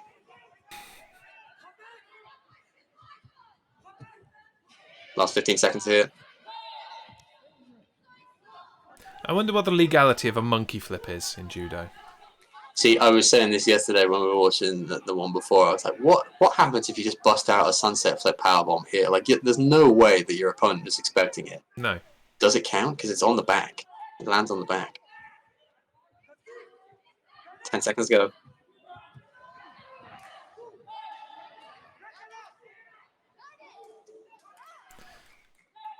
I think Cardman is quite happy to spend time on the floor. I think this is a deliberate move. Sure. And this looks like we are donezo. We have 1 second, and it looks like Cardman is going to win a bronze medal that we definitely did not see coming at all.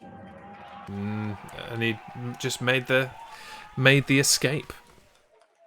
No, I'm not sure how I feel about the end of that contest. Something doesn't sit right with me there, but I'm surprised. I'd like to see the point that Brazil got because I'm surprised there. It looked like it was one-way traffic for a long time. Yeah. He's not happy, is the Israeli.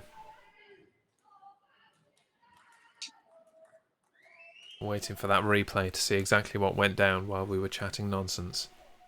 It's not like this channel.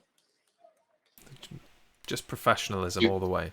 To be fair, we also missed the end of one of the other previous bronze medal matches because we were making fun of Aaron Rodgers. Yeah, that's totally valid. I will always advocate for the mocking of Aaron Rodgers.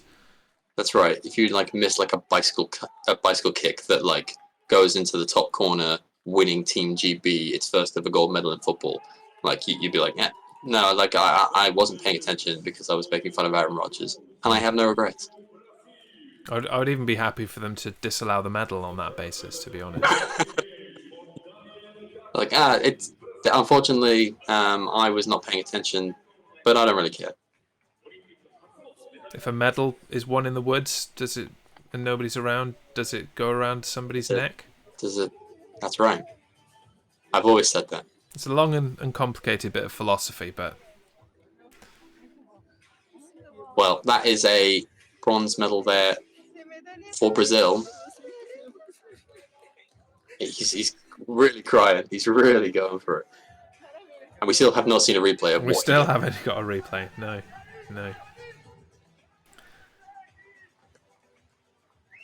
Nor did we see a medal ceremony for the ladies either. I assume we're gonna medal it up when everybody's done. Yeah.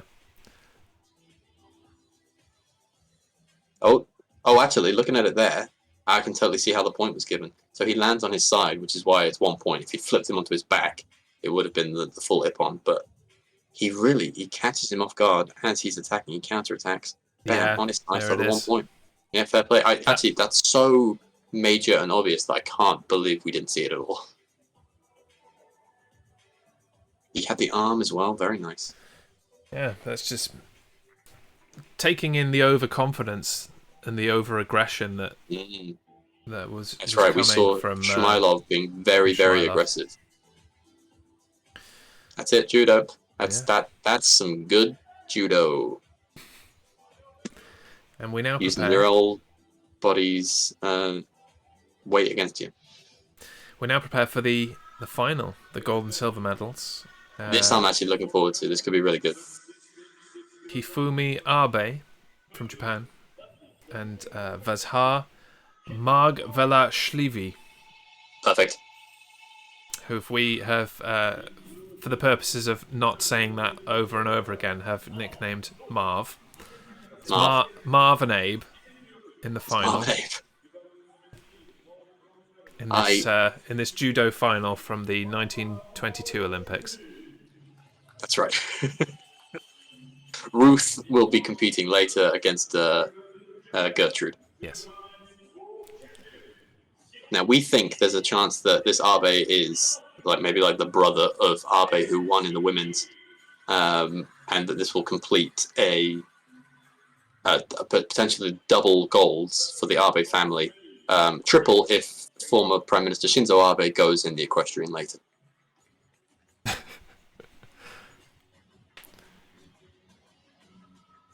Then we're still focused on the weight difference, I think. I'd like to see them side by side, but that's right, because we've thought so far that Marv was probably one of the bigger guys at this weight class. He seems like he's on the top end. Jez, Google this, you say. Okay, let's Google it and see what it means. Oh, why can't I highlight things in my own chat? What are you doing?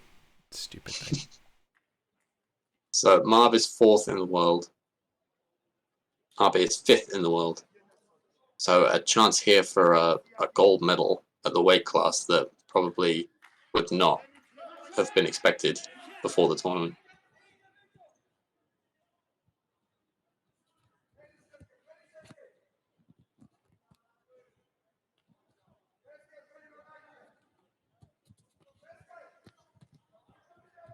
I don't know what it means. I don't like saying things I don't mean. Yeah, no, it was the same with my students in class one time. They were like, hey Tom, repeat after me, say unko. And I'm like, unko, what the fuck does that mean? Having said it out loud, they all laughed and I went and Googled it later. Yeah, it means poop. It just means poop. There you go. And then I learned my lesson. Never ever repeat it after any of my students. No.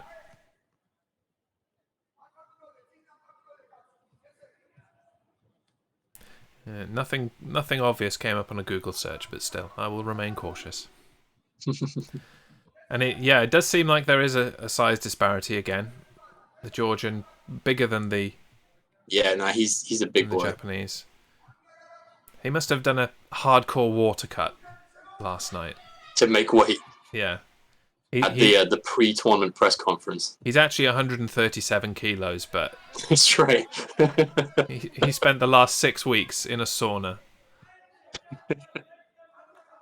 He's got some.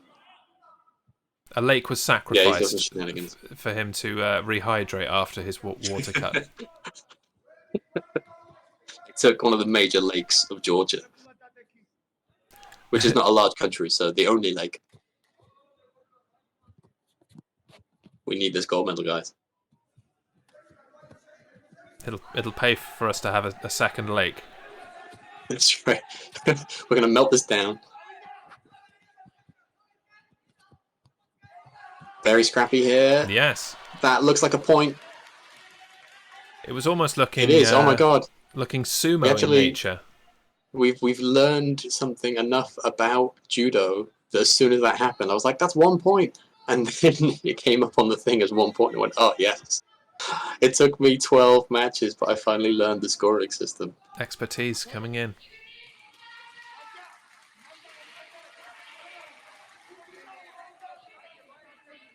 Abe for Japan, now in the lead. And it's all to do for Marv. Always be chatting, heading up to the British Museum. Are you actually? Excellent. I highly recommend it.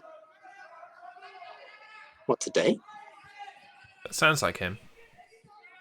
It's just like, yeah, screw it. He's very whimsical. Why not? He heard my my recommendations of the Assyrian artifacts, and he was just like, right, I'm there. I want to know more about the fall of Babylon. If you time it right, always be chatting, you could call by the London Docklands and go and watch the Formula E at XL. There you go.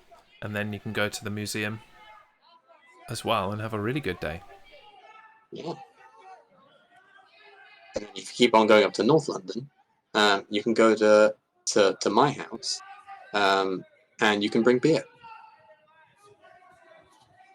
Because I don't have it. Oh, impacts that on the mat. Huge, and the referee is not going to call anything because he went by his own power.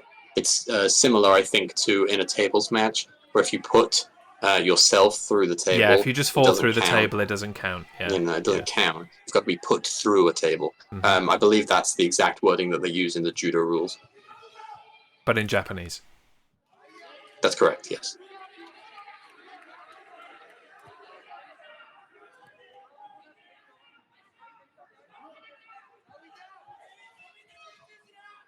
I think we're going to get a replay of it.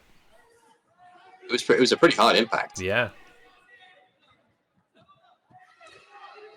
And if it's anything like WWE, then the edge of the ring is the hardest part of the ring. So he's gonna start pulling up the mats. Gets his hands like on the edge of it and like pulls it. I was like, oh my god, he's exposed the hard concrete. 30 seconds left. Here, you can see the desperation of the Georgian, of Marv. He's got 20 seconds. He's just got to survive.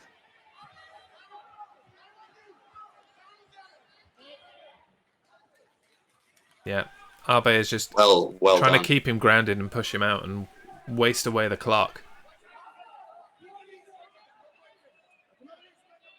That was well survived there because it looked like for a second he was going to be in big trouble. And again, he's only got 5 seconds to survive, and it's going to be a gold double for Japan today. He's looking at the clock. He's got it. Another gold for Japan. 2 Abes, 2 golds. And Japan have doubled up in the categories that we've been watching today. It's a good day in the Abe family. That's right. It's a great day in the Abe family. It's a great day in Japan. Host nation are now starting to rise up the medal table, probably with the 2 golds. Well, that will actually tie them in gold medals with Japan, both on 5, and that wait, Japan and Japan. Japan and China will be tied. 10 total medals for Japan to the 9 of China, unless China have snuck one in another sport. Since they stand every chance of having done because there's a bunch of sports on, and they have like 400 athletes. I didn't see that many medal contests happening. Today though, so yes, they've updated the table for the female Abe, but not this one yet. It's too fresh, so we will see. And we'll hang around for the medal ceremony, which I assume won't be too long away. Soonish after this. Well, we'll get to hear the absolute banger that is the Japanese anthem. Do you know I'd not heard the Japanese anthem until the opening ceremony. I didn't know how amazing it was. It's oh boy, it is hard to get yourself up for. The when you like see before the World Cup or for the Six Nations, like the Italian national anthem, how they're all dun dun dun dun dun, and they're all like, "Oh, come on!" You can totally see why you'd get like super amped to go and play for Italy. Like even I was like, "Oh, I could play for Italy after listening to that." And the Japanese one is quite slow and mournful, and so if you listen to that, it's definitely one for listening to after you've won a gold medal, not before. Yeah, it brings out the tears. That's right. It's definitely a beautiful bit of music. So, and they're playing Coldplay. They're playing Coldplay in the arena again. Why would they ruin Abe's moment of victory with this? We'll keep talking then, so that I don't get DMCA slammed when this when this goes over to YouTube. That's right. If you talk over it, then the algorithm can't find it, and you'll never know. True. And Noah, number 1, the best. Thank you for the follow.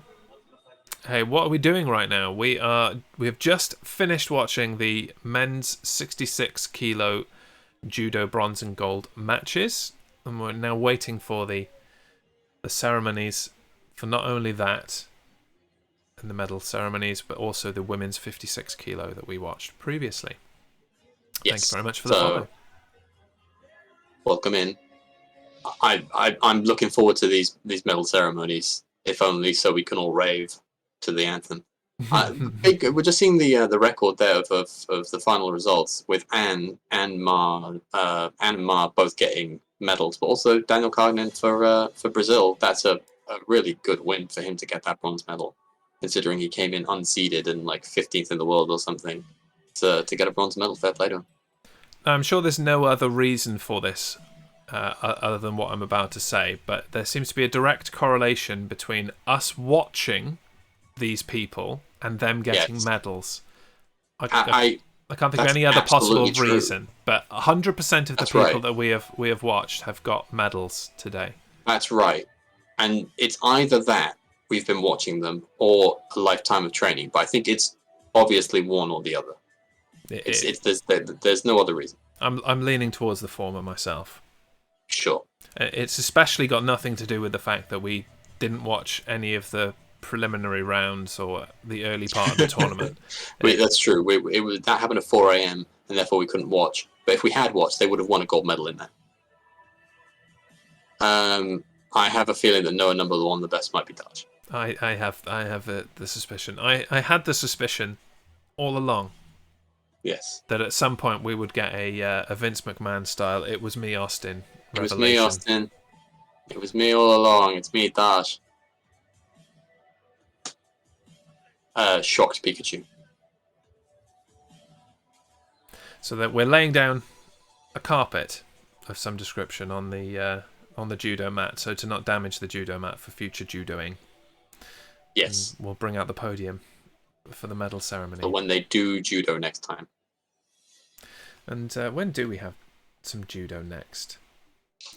Well, as far as I'm aware, the judo, the weight classes is one weight class for men's and women's each day, going up through next weekend, I think. So they start with the lightest, which is why yesterday we had this, the super featherweights, and then today one up from that, and throughout the week until we finish with the super heavyweights next weekend, I believe, which, as I said before, will include Teddy Rene, the French super heavyweight, who he has won the last 3 gold medals in the category, so he's kind of going for one last ride.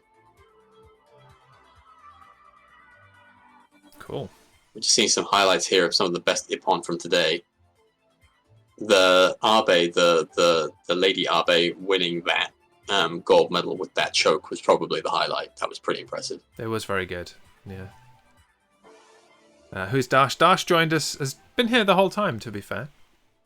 Joined us early in this, and has 67 Twitch accounts and has followed with them all. And my follow account, my follow account appreciates it.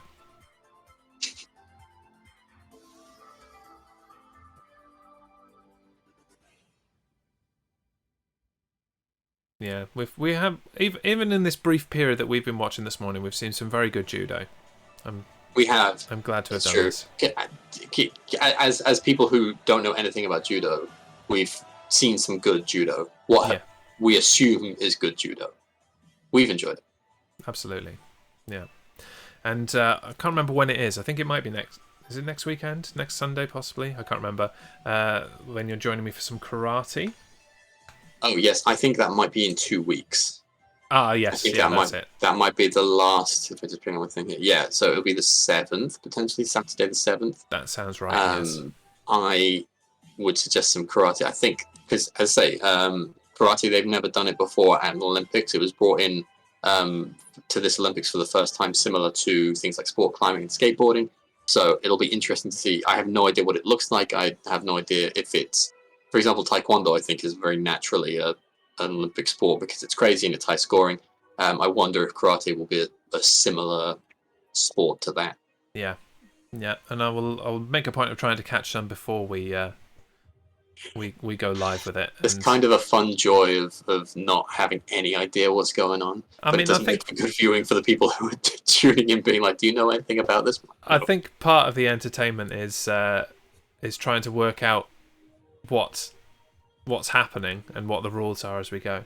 Yes, it is Saturday 7th because I remember it is early in the day before. Yes, it will be early on Saturday the 7th. Yes, as all of them are. Yes, before some other event happens in there will be later in the evening. Yes.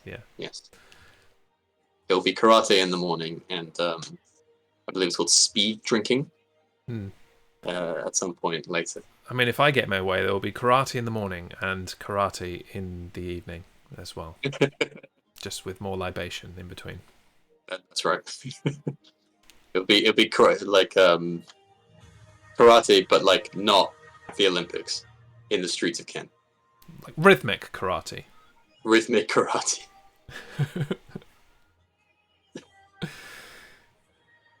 Yeah, they are. You will exercise the leverage over the bottom half of the glass. They are milking this preparation for the medal ceremony here.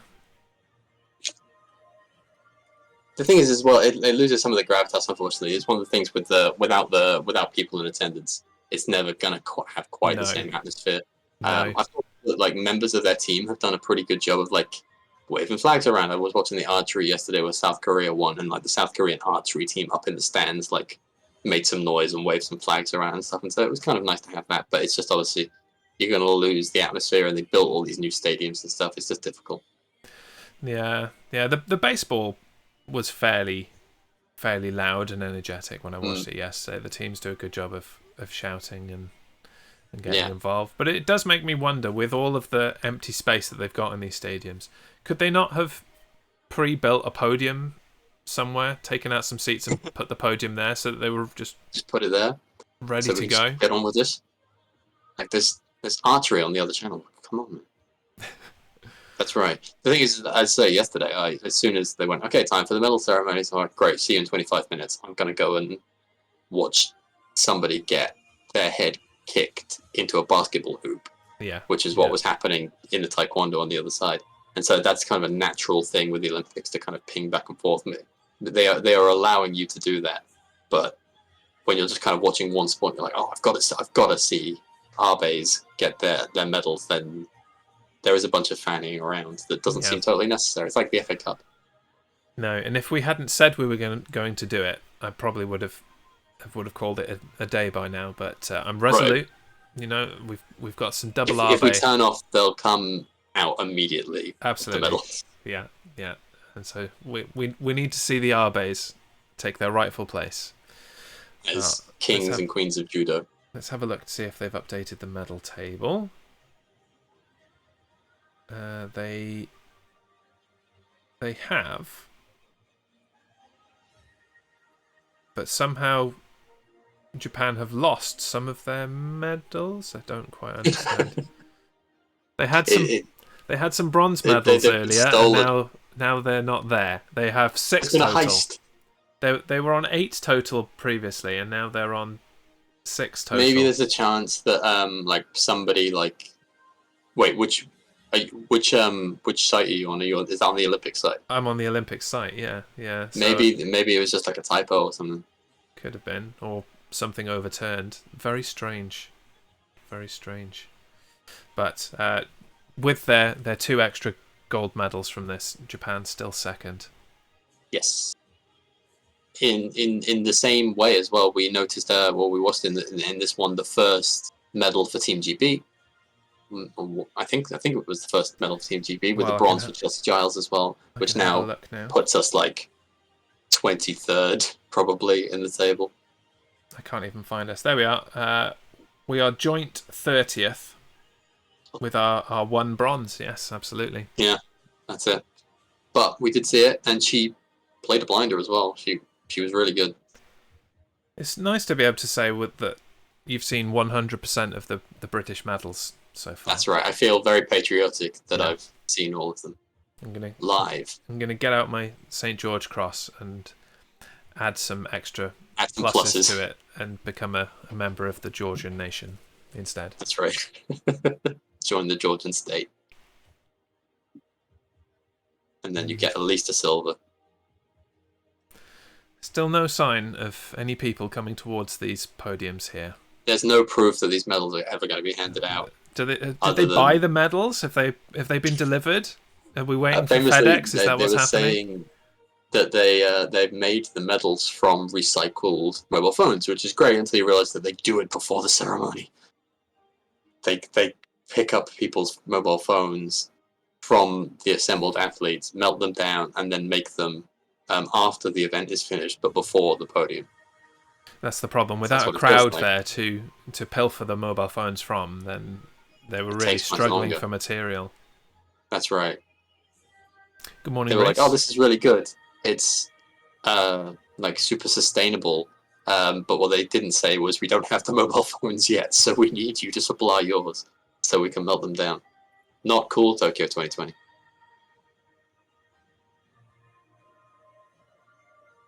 Yeah, we've got lots of slots action going on.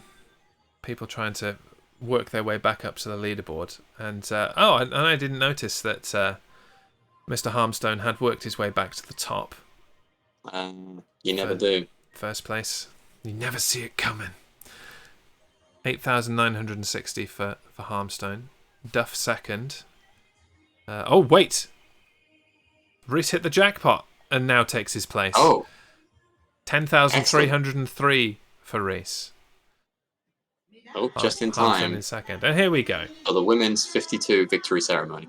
Oh, which is a competition that we did not watch. Yes, it is. I thought we watched the 56, didn't we? No, we watched the 52 and the 66. Ah, my bad. I'm mixing up the numbers. There we go. Yeah, there's one weight class per gender per day, basically. And I'm expecting perfect Japanese translations from you, obviously. You got it. Yeah, no problem. Please welcome the. So really appreciate them doing it immediately for me. Here we go. Bit of Chelsea Giles.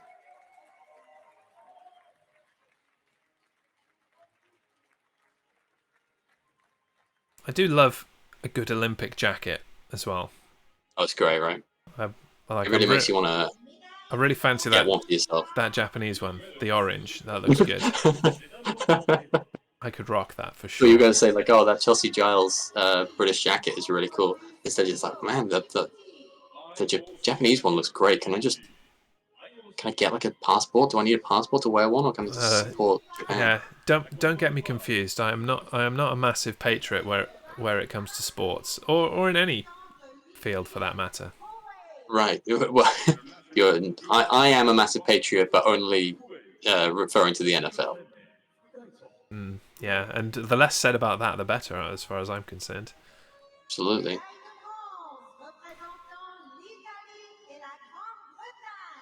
Okay, now they're speaking French, which means that Always Be Chatting is going to have to do the translation. Yeah, something about wine and garlic, I'd expect. I'm almost certain there's not even any French people there. Hey, Chelsea Giles. Here are the bronzes.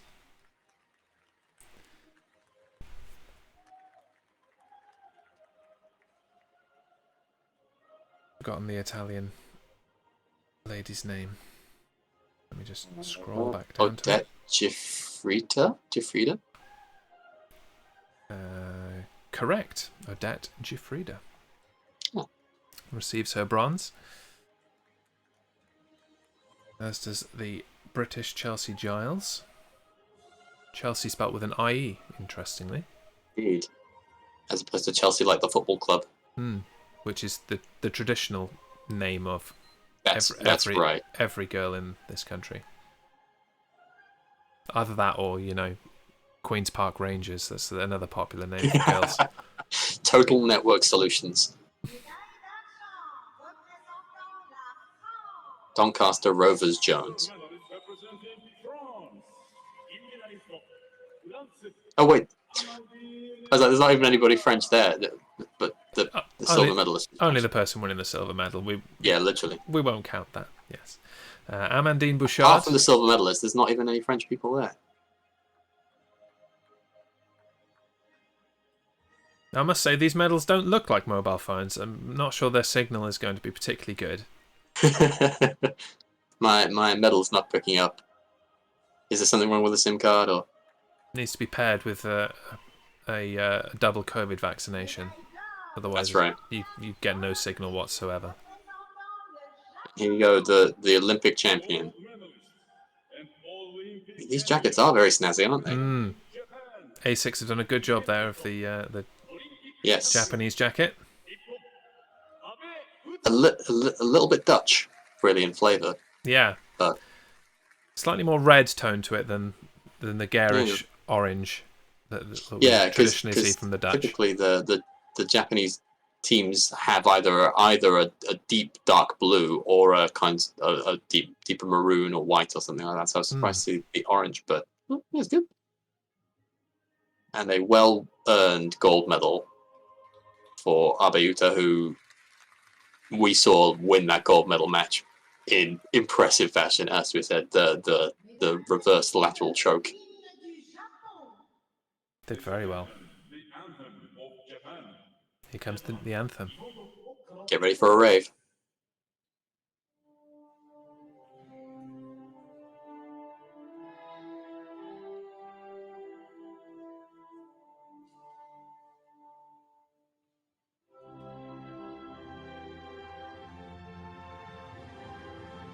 Interesting that the bronze flags get equal billing to the silver. Yeah, same with the podium as well. I was surprised to see that the bronze, because typically, obviously, it would be bronze, silver, gold, and instead, just everybody is not the winner.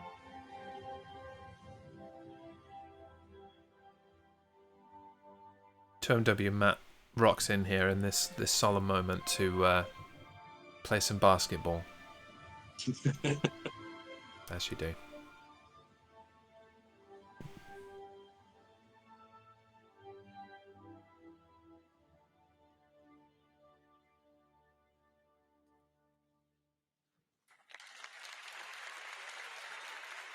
Well played to Abeuta, whose face will now be all over all the Japanese newspapers for winning gold in the judo. And if the Rio 2016 Olympics are anything to go by, all of the Japanese athletes that won medals will be dragged to do an extremely dull press conference afterwards where they all have to give their opinions about how hard fought their victory was, but all 20 of them, like in one press conference. Wow. It was joyless. I wonder at what stage that doesn't happen with the COVID restrictions and things. Yes. Because they seem to still be taking it far more seriously than we are, for example. Yes, I mean, all things considered, there has been a a big concern of how would these Olympics be held, and would everything be okay, considering if there's an outbreak in the Olympic Village, etc., stuff like that. So the fact that we can just see some people play some sport and get their medals, etc., is a victory in of itself. Oh, absolutely. Yeah. No, I'm very glad to have seen that this event has gone forward, especially after having to suffer through the European Championship. If that got done, we better damn get some Olympics. That's all I had to say about that. Right. It's a bit hard to social distance during judo as well. It is, yeah. On account of there would be some very long matches if social distancing was enforced. No, you flip them. Get on the mat. Yeah.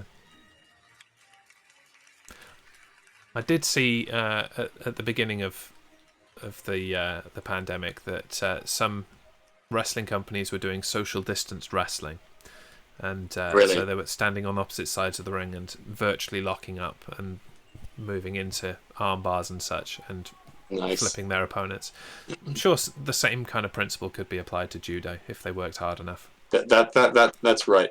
As we all know, wrestling is real, and so they can just use like the force. It was like some of those indies that I saw back in the day where they had like Chuck Taylor and those kind of guys who were doing almost like comedy wrestling, that kind of thing. It seems very much up their street to have some fun with that kind of stuff. I always felt like those guys, Chuck Taylor, Colt Cabana, who did that kind of wrestling, they had a very specific niche, but I always found it very entertaining. Yeah. They could have fun with that. Well, they're still doing that kind of stuff in AEW. That's true, yeah. Orange Cassidy, yeah. Yeah. That would be another nuance to judo if they had to judo with their hands in their pockets. Hands in their pockets, yeah, that's right. That would be very impressive. I'm still amazed to this day that a man has a gimmick that is he wrestles with his hands in his pockets, and it's so watchable. Yeah. It's going to take him to a world championship at some point. We can see it coming. For sure. It's just pure charisma. That concludes the medal ceremony for the ladies. I'm sure some long and drawn out gap will now take place before we get to the men's. Right. As soon as like, I was gonna say, as soon as she like got up and did the thing, I went, you know what? I'm almost certain they're gonna take another 25-minute break before they bring up the men, even though the podium is already there. Probably needs to be steam cleaned and pressed or something. That's right. They've got to come. They're like, oh, we can't just clean this podium. We've got to replace it with a new podium, and we have to go to a different stadium.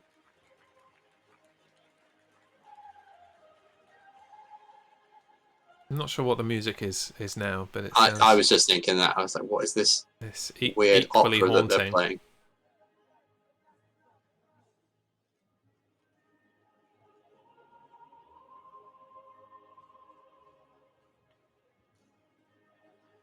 Now, it must be said, if I was having my photo taken with the medals, I wouldn't just pull down my mask. I would take my mask completely off and put it in my pocket, rather than having this chin strap in the photo that I'm going to have, with me for the rest of my life. Well, for the rest of my life, right? Like, we're literally talking like, oh, I want my grandchildren to see this. And then it's not just a case of I want my face to be in view, but rather I don't want to have a mask beard. Yeah, it would be mask on. That would be fine. Or mask completely off, not this. That's right. This chin strap thing that people have got going on. Yeah. Like, and back in the day, we had to wear masks everywhere we went, except for this photo where I decided to just kind of take it off a little bit so that I could sneeze on the photographers, and then put it back on afterwards.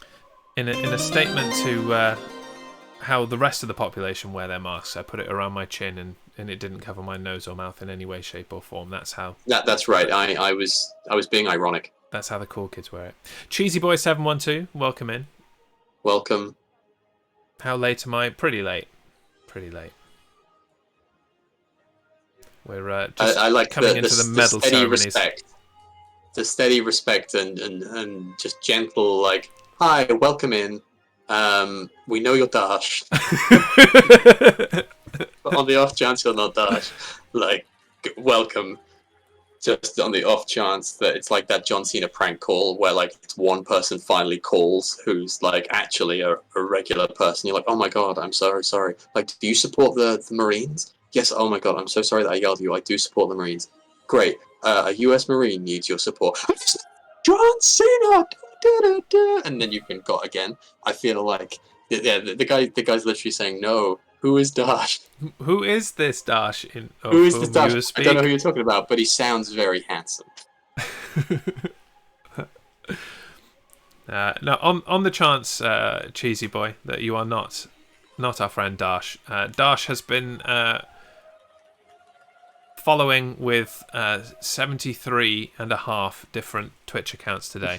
So every follower today we just assume is Dash. So if you're not Dash, then well, it doesn't really change anything. It's still thank you for the follow, but welcome. But we can make less jokes about it. And half an account. Yeah, he had half an account. I don't know how he did it, but it was just Dash. That's just how Dash rolls. Not 73 really, no, but it was a substantial number. I can't remember what I started the day on. It's quite a few. Let's have a look. Okay. 1, 2, 3, 4, 5, 6, 7, 8, 9. 9. It's 9. Pretty good. Jip Boy is one of those. For what it's worth, he was definitely not Dash. No, I skipped him over. Yes. Yeah, definitely not Dash should be one of the other usernames. Definitely not Dash might have actually been one of the names. Oh yeah, it was not Dash underscore. Definitely not underscore nah. You've got to admire the ingenuity. Oh, that stupid bot has won the battle royal. Let me just. Oh my god! How did he get 9 accounts? Who knows? I must get rid of the bot. Hold on. I think anyone can get an extra Twitch account. I think all you need is like just a new email address. An email, yeah. It's very easy. You can just type in anything that you want as a username, and then follow from that using just a completely different username that has nothing to do with the previous one, but it's still obviously that person.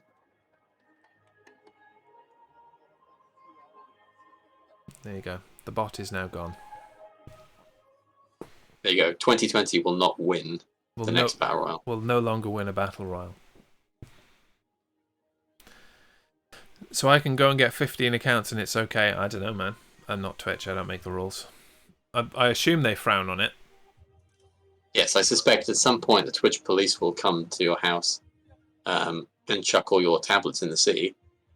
But yeah, allegedly you can dramatically. Do it. It's the gold rush. They'll wait for tears to fall, look you dead in the eye, and then put it in the sea. You've broken the sacred rules of the sacred house of Twitch. We've got an honor system on the go here. We really are killing time between ceremonies. I appreciate your like your honor in saying like we've got to watch them get their medals.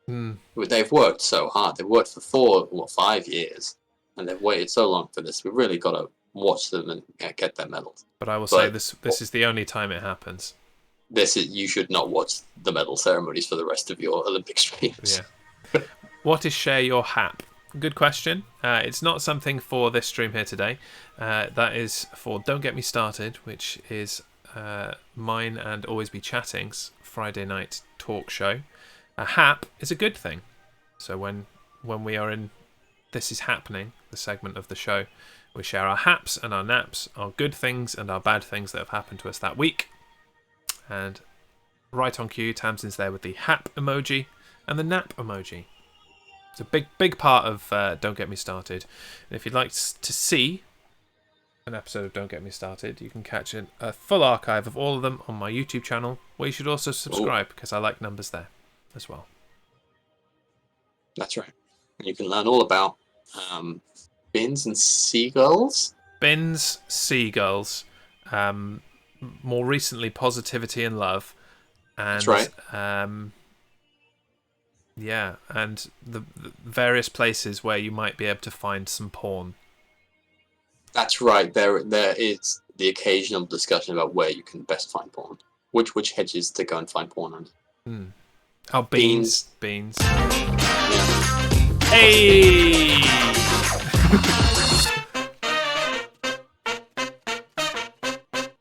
Thank you for the Prime subscription. It was the beans that did it. Yeah, it's always the beans that does it. Yeah.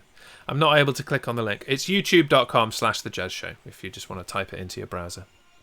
Sheds. Or whatever. Yeah. Sheds, yeah. It's been a while since Sheds, but I did use my shed this week and give it a good sort out. And does it? What you don't have any problem using it despite the fact it has no felt on the roof? It does now. I had to buy it from elsewhere. Oh, I see. Yeah. But already we've noticed that the door is not sitting right on it, so I think Shed Store have struck again. You know how I feel about Shed Store? I don't like them. I'm not afraid to say it. Yeah. If there were only some kind of mantra or... I wish there was a shorter way to say it, but yeah. That's the only way I can say it. I'm not partial to Shed Store. Yeah, a way of expressing our disdain for Shed Store. Yeah. Don't know what it is, but I think with water or something. Well, Slurpee is just we drink whatever we've got on hand. Regularly, it's alcoholic, but not today.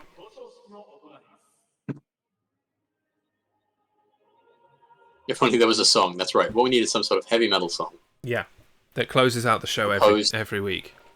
By a member of the Primetime Streaming Network. Yes. That's another excellent segue. Here's the Discord server of our team, the Primetime Streaming Network. Ew. Come on in. Much fun. And discussion about various other things. And we now finally move into the 66 kilo men's ceremonies. He's having a party. They're definitely related. Oh, Like, for sure. especially when they approach with the face mask and you just see the eyes. And it's like, Yeah, I think they're brother they've and got the sister same for high sure. cheekbones for sure. But also I feel like when you're Abe and the other one's Abe, and you both are really good at judo, it almost feels like, oh, you were in the family. You were in a family that did judo all the time, and you went to judo all the time. Hmm. Can you share the link you're watching? Not publicly, sir, but it's the same link I sent you yesterday for the Formula E, if that helps you.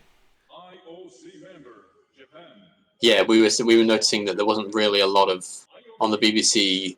They weren't showing stuff if it didn't have British interest. No. And so Jez and I were talking before about how when I watched the BBC stream being like, oh, I wonder what they're going to be showing, and they weren't showing anything. They were talking to like Chris Hoy or talking to Beth Twell, and I'm like, I don't care. I've heard from them before. Yep. Show the sport. There's like 17 sports on right now. Just show one of them. Yeah, I would like to know specifically what the BBC's rights package is, because it just seems like they don't have access to much of it. Otherwise, surely they would be showing. Well, that's the thing, is that they apparently, when I looked it up, they have access to everything, but they can only show 2 sports at any given time. And so, and then Eurosport have pretty much everything else. So the BBC hops like judiciously between stuff, but it means that it means you kind of see a kind of an NFL Red Zone style thing where you see lots of highlights of lots of cool stuff as it's happening. But also, if you just kind of want to sit down and just watch an entire judo tournament, or you want to sit down and watch all the taekwondo or anything like that, it means that it's quite difficult to do that, and you would need to go on Eurosport for that. Yeah, yeah, and they do have a deal on at the moment for you can get Discovery Plus, which includes Eurosport, £30 for a year, which is a good enough deal for me to right, I mean, 30 quid for the Olympics, for the whole Olympics, isn't really a bad deal if you plan on watching. Absolutely. But and when alas, the Olympics is got to done, go to work. I'll be watching Gold Rush and continuing that theme of gold. Indeed, the Bronze Rush was panned. Okay, here are the medals. Ann Ball, who we've supported from Korea throughout this stage today, receiving his bronze, and Daniel Karjnin, who really kind of bull rushed his way into a bronze medal. Really That's right. He was probably not expecting to be on this podium today. And from Georgia, our good friend Marv, which is exactly how they announced him. That's exactly it. They were like, and here's Marv, and he goes, I have a name. I quite like his jacket as well. The yeah, blue, me too. I was just thinking that. I was like, that's very cool. I'm kind of surprised that that's the color of the Georgian jacket, but it does look cool. Who's the maker of that? Is that Shimono? Is that logo? I don't know. I recognise the logo, but where can I get a Georgian jacket? Yeah, one more time. Vazha Mag Vela Shlivi. Thank you for your service, Marv.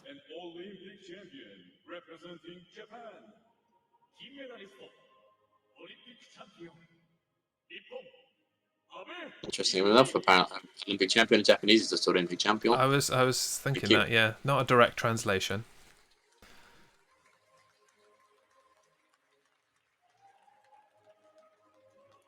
And a boss fight has broken out. It's a Pumpkin King.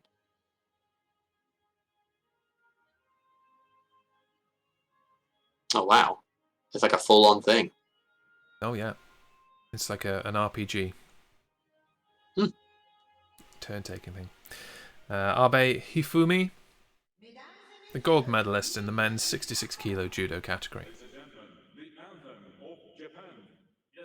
And we get the absolute banger once more. If they are brother and sister, this would be a pretty amazing coincidence that that weight class was on the same day as well. Yeah, absolutely. It's a shame they didn't show the kanji, actually, because that would have made it even easier, because sometimes you can have the same name, but a different kanji. Yes. And then you can be like, oh, well, in which case you're clearly not in the same family, but they didn't show it.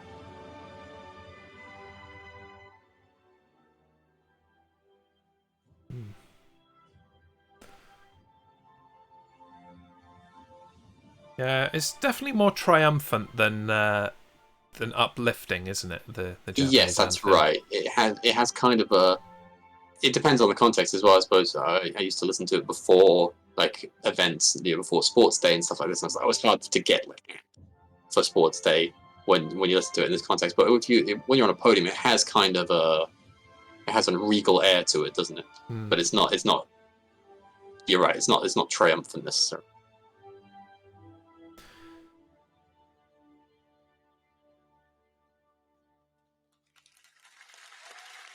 Way. Big victory for Abe the second. Ladies and gentlemen, the Olympic medalists.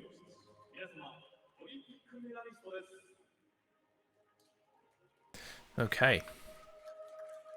Well, and that brings us to a close here today. There is a boss fight going on, but I think I may just nix that and refund your points, Matt, because we have treaded water long enough in between the medal ceremonies, and indeed, I haven't had breakfast yet, and it's 12:10, so I'm going to go do that. And at some point, you are going to be on again, I suspect. I am on again in an hour and a half. Yes, so I need to go and catch up with the qualifying for the Formula E. Yes, and I'll be back there. We are going to send our love over to Any Button Gaming, who is in the very tail end of his 24-hour stream. He started at midday yesterday, but he's still on, and he's probably agreed to do another 6 hours or something ridiculous, because that's how he rolls. So metal. We'll go over to him. Thank you very much for joining us. Tom, thank you for joining me. It's been fantastic. It's been a good laugh. Yeah, it's been fun. Thanks very much for having me. And if you want to catch the Jez Show at the Olympics again, next time is on Tuesday at I think it's 11. I'm being joined by my wife Keris for the weightlifting, and she actually has weightlifting knowledge. So that's right. cool. Whereas we just knew nothing about judo at all. Yeah, apart from the fact that we were watching judo. She's actually won medals in weightlifting and stuff, so she knows what she's talking about. So I'll probably just let her talk and go for a nap in the corner or something, That is the way to do it. Yeah. Sounds great. I'll be there. Thank you very much, folks. See you later. All right, cheers, guys. Bye-bye.